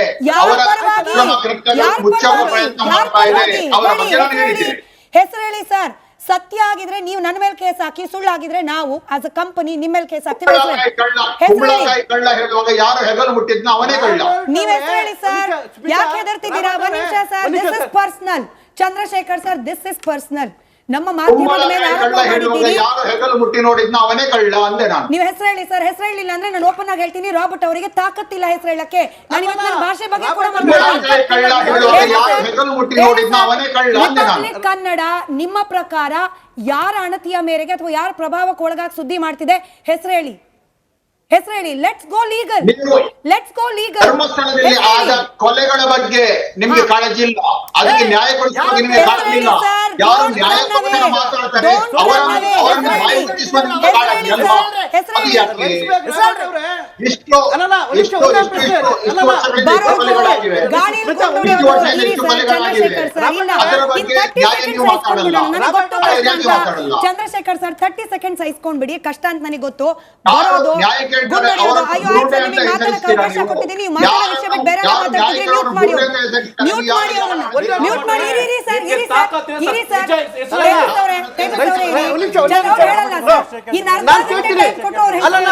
ರೈಸ್ ಬ್ಯಾಗ್ ರಾಬರ್ಟ್ ಅವರೇ ನೋಡಿ, ಆರೋಪ ಮಾಡಕ್ಕೆ ದಮ್ಮು ತಾಕತ್ತು ಗಂಡಸ್ತನ 3 ಇರಬೇಕು. ದಮ್ಮು ತಾಕತ್ತು ಗಂಡಸ್ತನ ಇದ್ರೆ, ದಮ್ಮಿದ್ರೆ, ತಾಕತ್ತಿದ್ರೆ, ಗಂಡಸ್ತನ ಇದ್ರೆ ಹೇಳ್ರಿ. ಹೇಡಿಗಿರ್ತಾರೆ ಕುತ್ಕೊಂಡು ಕೂತ್ಕೊಂತೀರಾ? ಬಿಡಿ ಚಂದ್ರಶೇಖರ್ ರಣಗಾಡಿಗಳ ತರ ಯಾಕೆ ಕೂತ್ಕೊಂತೀರಾ? ಚಂದ್ರಶೇಖರ್ ಸರ್, ಹೇಳಿನ? ಹೇಳಿ ತಪ್ಪಿದ್ರೆ? ಬಿಡಿ ವಿಷಯ ಮಾತಾಡೋಣ. ಸ್ನೇಹಮಯಿ ಕೃಷ್ಣ ಅವರು ಆಯ್ತು ಸರ್, ಶಿಖಂಡಿಗಳು ಮಾತಾಡೋದು ಆರೋಪ ಮಾಡಲ್ಲ. ಸರ್ ಭಾಷೆ ಒಂದ್ ನಿಮಿಷ ಮೇಡಮ್. ಆ ಶಿಖಂಡಿ ಹತ್ರ ಏನ್ರಿ ಮಾತಾಡ್ತೀರಾ? ಸರ್ ಭಾಷೆ ನಿಮ್ ಭಾಷೆ ಅವ್ರು ಹೇಳಲ್ಲ. ವಾಯ್ಸ್ ಕಟ್ ಮಾಡಿ ಸಿಂಪಲ್ ಒಂದು 10 ಸೆಕೆಂಡ್ ಮೆಸೇಜು ಬರೋದು, ಆರೋಪ ಮಾಡೋದು, ಕೆಟ್ಟ ಪದಗಳನ್ನ ಬಳಕೆ ಮಾಡೋದು, ಇಷ್ಟು ಬಿಟ್ರೆ ರಾಬರ್ಟ್ ಅವರಿಗೆ ಹೆಸರು ಹೇಳಿ ಆರೋಪ ಮಾಡುವಷ್ಟು ನೈತಿಕತೆ ಉಳಿದಿಲ್ಲ ಅನ್ನೋದನ್ನ ನಾನು ಅದು ನಿಮ್ಮ ಪದ ಸರ್, ನೈತಿಕತೆ ಉಳಿದಿಲ್ಲ ಅನ್ನೋದನ್ನ ಸರ್. ಭಾಷೆ ಬಗ್ಗೆ ಗಮನ. ಸ್ನೇಹಮಯಿ ಕೃಷ್ಣ ಅವರು ರಾಜ್ಯದ ಮುಖ್ಯಮಂತ್ರಿಗಳ ವಿರುದ್ಧ ಕೇಳಿಕೊಂಡ್ರಿ ರಾಬರ್ಟ್ ಅವರೇ. ಆಯ್ತು, ನಾವು ಕೇಳಿಸ್ಕೊಂಡಿದ್ದಾಯ್ತು ನಿಮ್ಮ ಮಾತನ್ನ sir. I have to cut your voice off. ನೀವು ಆ ಪದ ಅವ್ರದ್ದು ವಾಯ್ಸ್ ಕಟ್ ಮಾಡಿ, ಅವ್ರ ವಾಯ್ಸ್ ಕಟ್ ಮಾಡಿ, ರಾಬರ್ಟ್ ಅವ್ರದ್ದು ವಾಯ್ಸ್ ಕಟ್ ಮಾಡಿ, ಸಾಕು, ಕೇಳಿಸ್ಕೊಂಡ್ವಿ. ಅವ್ರ ಹೆಸರು ಹೇಳ್ತಾ ಇಲ್ಲ. ಸ್ನೇಹಮಯಿ ಕೃಷ್ಣ ಅವರು ರಾಜ್ಯದ ಮುಖ್ಯಮಂತ್ರಿಗಳ ವಿರುದ್ಧವಾಗಿ ಕಂಪ್ಲೇಂಟ್ ಮಾಡಿದ್ರು. 100 ಸತಿ ಇದೇ ವೇದಿಕೆಯಲ್ಲಿ ಹೆಸರು ತಗೊಂಡಿದ್ದಾರೆ. ಅವ್ರಿಗೆ ಆ ತಾಕತ್ತಿದೆ, ಅವ್ರಿಗೆ ಆ ನೈತಿಕತೆ ಇದೆ. ರಾಬರ್ಟ್ ಅವ್ರಿಗಿಲ್ಲ ಅಷ್ಟೇ. ಸ್ನೇಹಮಯಿ ಕೃಷ್ಣ ಸರ್, ಹೆದರಿಕೆ ಆಗುತ್ತಾ ನಿಮಗೆ? ಆರೋಪಿ ಅಂತ ಹೇಳಿ ನಿಮ್ಗೆ ಅನಿಸ್ತವ್ರ ಹೆಸರನ್ನ ತೆಗೆದುಕೊಳ್ಳಿಕ್ಕೆ ನಿಮಗೆ ಭಯ ಆಗತ್ತಾ? ಮೇಡಮ್, ರಾಬರ್ಟ್ಗೆ 2 ಪ್ರಶ್ನೆ ಕೇಳ್ತೀನಿ ಮೇಡಮ್. ಮಾತಾಡ್ತಾರೆ ಅದಕ್ಕೆ ಉತ್ತರ ಮೇಡಮ್ ಇಲ್ಲಿ ಹೇಳ್ತೀನಿ, 2 ಪ್ರಶ್ನೆ ಅವ್ರು ರಾಬರ್ಟ್ ಕೇಳ್ತೀನಿ. 50 ವರ್ಷಗಳಿಂದ 100 ಕೊಲೆಗಳಾಗಿದೆ, ಅತ್ಯಾಚಾರಗಳು ಅಂತ ಹೇಳ್ತಾರಲ್ಲ, ಅವ್ರ ಯೋಗ್ಯತೆ ಇದ್ದರೆ ಯಾರ್ದು ಅತ್ಯಾಚಾರ, ಯಾರ ಮೇಲೆ ಅತ್ಯಾಚಾರ ಆಗಿದೆ, ಯಾರ ಮೇಲೆ ಕೊಲೆ ಆಗಿದೆ ಅಂತೇಳಿ ದಯವಿಟ್ಟು ಉತ್ತರ ಕೊಡೋಕೆ ಕೇಳಿ ಅವರಿಗೆ. 50 ವರ್ಷ ನೋಡ್ಕೊಂಬಂದಿದ್ದಾರಲ್ಲ.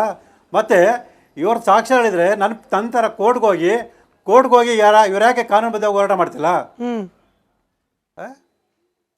ಇವ್ರು ಬರೀ ಇವರಲ್ಲ, ಈ ಸೌಜನ್ಯ ಪ್ರಕರಣ ಪರ ಹೋರಾಟಗಾರರು ಅಂತ ಹೇಳ್ತಾರೆ. ಅವರೆಲ್ಲರೂ ಇದೇ ರೀತಿ ಸುಳ್ಳು ಆರೋಪ ಮಾಡೋವಂಥದ್ದು, ಕಿರ್ಚಾಡೋಂಥದ್ದು ಅಷ್ಟೇ. ಕಾನೂನುಬದ್ಧವಾಗಿ ಯಾರು ಹೋರಾಟ ಮಾಡಲ್ಲ. ಈಗ ನೀವು ಈಗಾಗಲೇ ಹೇಳಿದಾಗೆ ನಾನು ಮುಖ್ಯಮಂತ್ರಿ ಅವರ ಹೋರಾಟ ಮಾಡ್ತೀನಿ, ನೇರವಾಗಿ ಸಿದ್ದರಾಮಯ್ಯ ಹೆಸರು ಹೇಳ್ತೀನಿ, ಅವ್ರ ಕುಟುಂಬದ ಹೆಸರು ಹೇಳ್ತೀನಿ. ಚಂದ್ರಶೇಖರ್ ಸರ್, ನಿಮ್ಮ ಭಾಷೆ ಬಗ್ಗೆ ಗಮನ ಇಲ್ಲಿ. ಸ್ನೇಹಮಯಿ ಕೃಷ್ಣ ಸರ್, ನಿಮ್ಮಿಂದ ಒಂದು ಸಿಂಪಲ್ ಉತ್ತರ ಬೇಕು. ದಾಖಲಾತಿಗಳನ್ನ ನಾನು ಕೊಡ್ತೀನಿ. ಆಯ್ತು ಸ್ನೇಹಮಯಿ ಕೃಷ್ಣ ಸರ್, ನಿಮ್ಮಿಂದ ಸಿಂಪಲ್ ಉತ್ತರ ಬೇಕು. ನೀವು ಮುಖ್ಯಮಂತ್ರಿ ಸಿದ್ದರಾಮಯ್ಯನವರ ವಿರುದ್ಧ ಮೂಡ ವಿಚಾರದಲ್ಲಿ ಕೇಸ್ ಹಾಕಿದ್ರಿ. ಸಿದ್ದರಾಮಯ್ಯನವರು ಆರೋಪಿ ಅಂತ ಹೇಳಲಿಕ್ಕೆ ನಿಮಗೆ ಭಯ ಆಯ್ತಾ? ಭಯ ಇಲ್ಲಿದೆ ಮೇಡಮ್. ಎಲ್ಲ ನೇರವಾಗಿ ಎಲ್ಲ ಕಡೆ ನಾನು ಹೇಳಿದ್ದೀನಿ, ಈಗಲೂ ಹೇಳ್ತೀನಿ. ಸಿದ್ದರಾಮಯ್ಯನ ಇವತ್ತಲ್ಲ ನಾಳೆ ಜೈಲಿಗೆ ಕಳಿಸಿ ಸ್ಪಷ್ಟವಾಗಿ ಹೇಳ್ತೀನಿ. ಹಾಗಾದ್ರೆ ಮಾಧ್ಯಮಗಳ ಪ್ರಭಾವಕ್ಕೊಳಗಾಗಿದೆ. ಆಯ್ತು ಸರ್, ಹೆಸರು ಹೇಳ್ದೆ ಮಾಧ್ಯಮಗಳು ಪ್ರಭಾವಿಗಳ ಪ್ರಭಾವಕ್ಕೊಳಗಾಗಿದೆ, ದುಡ್ಡಿಸ್ಕೊಂಡಿದ್ದಾರೆ, ಹಿಂಗ್ ಹೇಳೋರ್ಗೆ ನೀವು ಕಾನೂನಾತ್ಮಕವಾಗಿ ಇವ್ರನ್ನ ಏನಂತ ಕನ್ಸಿಡರ್ ಮಾಡ್ತೀರಿ, ಹೇಗೆ ಗಮನಿಸ್ತೀರಿ? ಏಡಿಗಳು ಅಂತ ಹೇಳ್ತೀನಿ, ನೇರವಾಗಿ ಹೇಳ್ತೀನಿ, ಅವ್ರು ಏಡಿಗಳು ಅಷ್ಟೇ. ಈ ಏಡಿಗಳು ಮಾಡೋ ಕೆಲಸ ಏನಂತಂದ್ರೆ ಈಗ ಸುಳ್ಳು ಆರೋಪ ಮಾಡಿ ಅವ್ರು ಬಾಯಿ ಮುಚ್ಚುವಂತ ಕೆಲಸಗಳು ಮಾಡತ್ತಾರೆ. ಆ ಶಿಖಂಡಿಗಳು ಏನ್ರಿ ಕೊಡ್ತಾರೆ? ಭಾಷೆ ಬಗ್ಗೆ ಗಮನ ಇರಲಿ. ಇಲ್ಲ, ಶೇಖರ್ ಲಾಯ್ಲ್ ಅವರು ನಾನು ಇವತ್ತು ಕೂಡ ಕೇಳ್ತಾ ಇರೋದು, ಬಹುಶಃ ಇದು ಕಡೆ ಪ್ರಶ್ನೆ ಆಗುತ್ತೆ ಅನ್ಸುತ್ತೆ. ಸೌಜನ್ಯ ನ್ಯಾಯ 13 ವರ್ಷ ಆಗೋಯ್ತು ಸರ್. ಈ ಕಾಳಿ ಸ್ವರೂಪದಲ್ಲಿ ಬರ್ತಾಳೆ, ಬಂದವರಿಗೆಲ್ಲ ಬುದ್ಧಿ ಕಲಿಸ್ತಾಳೆ. ಬಿಟ್ಬಿಡಿ ಸರ್ ಇದನ್ನ. ದಯಮಾಡಿ ಆ ತಾಯಿ ಕುಸುಮಾವತಿ ಅವರಿಗೆ ನೀವೆಲ್ಲ ಸೇರಿ ಹಿರಿಯರಿದ್ದೀರಿ, ನಿಜವಾಗ್ಲೂ ಹೋರಾಟಗಾರರಿದ್ರೆ ಹೋಗಿ ಕಾನೂನಾತ್ಮಕವಾಗಿ ಇನ್ನಾದ್ರೂ ಹೋರಾಟ ಮಾಡ್ಲಿಕ್ಕೆ ಹೇಳಿ ಸರ್. ಅದಷ್ಟೇ ಕಳಕಳಿಯ ಮನವಿ, ಕೈ ಮುಗಿದು ಕೇಳ್ಕೊಳ್ಳೋದು. Enough is enough sir. ಕೇಳಿ ಕೇಳಿ ಕೇಳಿ ರಾಜ್ಯದ ಜನರಿಗೂ ಬೇಜಾರಾಗಿದೆ, ನಮಗೂ ಬೇಜಾರಾಗಿದೆ, ನ್ಯಾಯ ಬೇಕು. ಶೇಖರ್ ಲಾಯ್ಲ್ ಅವರು ಅವ್ರ ಉತ್ತರ ಕೊಡ್ಲಿ. ಶೇಖರ್ ಅವ್ರ ಉತ್ತರ ಕೊಡ್ಲಿ. ಶೇಖರ್ ಅವ್ರದ್ದು ಮಾತ್ರ ವಾಯ್ಸ್ ಆನ್ ಏರ್. ಶೇಖರ್ ಅವ್ರದ್ದು ಮಾತ್ರ ವಾಯ್ಸ್ ಆನ್ ಏರ್. ಹೇಳಿ ಸರ್, ಹೇಳಿ ಸರ್. ಶೇಖರ್ ಅವ್ರ ಹೇಳಿ. ಶೇಖರ್ ಅವ್ರ ವಾಯ್ಸ್ ಮಾತ್ರ ಆನ್ ಏರ್ ಇದೆ. ಚಂದ್ರಶೇಖರ್ ಅವರು ನಿಮ್ ವಾಯ್ಸ್ ಕೇಳಿಸ್ತಿಲ್ಲ. ಅವ್ರು ಹೇಳಿ. ನಿಮ್ಮ ತಪ್ಪಲ್ಲ, ನೀವು ಹೇಳಿ ಸರ್. ಹೆಂಗೋ ಬದುಕ ಜೀವನ ಮಾಡ್ತಿದ್ದೀರಿ ಆ ಕೇಸಲ್ಲಿ, ಪಾಪ ನೀವೇ ಸೇರ್ಬಿಡಕ್ಕಾಗುತ್ತೆ? ಅಲ್ಲ, ಮೊದಲು ಆ ಚಂದ್ರಶೇಖರ್ ಮುಗಿಲಿ, ಮತ್ತೆ ನಾನು ಮಾತಾಡ್ತೇನೆ. ಈಗ ಮಾತಾಡಿ ಸರ್, ಮಾತಾಡಿ. ಕಿರುಚ ಬುದ್ಧಿ ಬಿಡುದಿಲ್ಲ ಅದು. ನೋಡಿ ಸರ್, ಭಾಷೆ ನಾನು ಮತ್ತೊಮ್ಮೆ ಹೇಳ್ತಿದ್ದೀನಿ, ಭಾಷೆ ಬಗ್ಗೆ ಗಮನ ಇದೆ. ಭಾಷೆ ಎಲ್ಲರಿಗೂ ಸರ್, ಎಲ್ಲರಿಗೂ. ಶೇಖರ್ ಅವ್ರು ಮಾತಾಡಿ. ಇಲ್ಲ ನೋಡಿ, ಬಹಳ ಸ್ಪಷ್ಟವಾಗಿ ನಾನು ಒಂದು ಹೇಳ್ತೇನೆ. ನನಗೆ ಸೌಜನ್ಯ, ಕಾಳಿ, ಅವಳು ಇವಳು ಅಂತ ನನಗೆ ಇದಿಲ್ಲ. ನನಗೆ ಅಂತ ನಂಬಿಕೆ ಕೂಡ ಇಲ್ಲ, ಬಹಳ ಸ್ಪಷ್ಟವಾಗಿ. ಮತ್ತೆ ನನಗೆ ದೇವರ ಮೇಲೆ ನಂಬಿಕೆ ಇಲ್ಲದ ಒಬ್ಬ ವ್ಯಕ್ತಿ ನಾನು. ಬಹಳ ಸ್ಪಷ್ಟವಾಗಿ ನಾನು ಹೇಳುವಂಥದ್ದು, ನಂದು ಇಷ್ಟ ಇರುವಂಥದ್ದು, ನಾನು ಆಗ ಕೂಡ ಹೇಳಿದ್ದೇನೆ, ಏನು ಅಸಹಜ ಸಾವುಗಳ ಬಗ್ಗೆ ಸ್ಪಷ್ಟವಾದ ತನಿಖೆ ಆಗ್ಬೇಕು. ಅದು ವಾಯ್ಸ್ ಕೂಡ ಹೊಟ್ಟೋಯ್ತು. ಬಹುಶಃ ವಾಯ್ಸ್ಗೂ ಕನೆಕ್ಷನ್ಗೂ ಬೇಜಾರಾಗಿದೆ. ಸ್ಪಷ್ಟ ತನಿಖೆ ಸ್ಪಷ್ಟ ತನಿಖೆ ಅನ್ನೋದನ್ನ ಕೇಳಿ ಕೇಳಿ ಕೇಳಿ ಈ ಟೆಕ್ನಿಕಲ್ ಕನೆಕ್ಷನ್ಗಳಿಗೂ ಬೇಜಾರಾಗೋಗ್ಬಿಟ್ಟಿದೆಯೇನೋ. Robert sir, I am really very sorry to say this. ಮತ್ತೊಮ್ಮೆ ಯಾರಾದರೂ ಹೋರಾಟಗಾರರು ಬಂದುಬಿಟ್ಟು ಮಾಧ್ಯಮಗಳು ಪ್ರಭಾವಕ್ಕೊಳಗಾಗಿದೆ, ದುಡ್ಡು ತಗೊಂಡು ಸುದ್ದಿ ಮಾಡ್ತಿವೆ, ಅಸುರರು ಅವ್ರ ಪ್ರಭಾವ ಅಂತ ಹೇಳಿದ್ರೆ, ನಿಮ್ಮ ಈ ಥಿಯರಿ ಫೇಲ್ ಆಗಿದೆ, ಅಟ್ಟರ್ ಫ್ಲಾಪ್ ಆಗಿದೆ. ಕರ್ನಾಟಕದ ಜನರು ಕೂಡ ನಂಬೋದನ್ನು ಬಿಟ್ಟಿದ್ದಾರೆ. So I kindly request you, next ಸತಿ ನಾವು ಕರೆದಾಗ ವಿನಮ್ರವಾಗಿ ಬರುವಾಗ ದಯಮಾಡಿ you come up with a better preparation, you come up with a better preparation, illa you come up with a better preparation and come up with the name. With kind request, come up with the name. Thank you so much. ಇವತ್ತಿನ ಚರ್ಚೆಗೆ ಸಮಯ ಇದೆ ಅಷ್ಟೇ. ನೋಡ್ತಾ ಇರಿ republic Kannada, ಇದು ನಿಮ್ಮ ಧ್ವನಿ.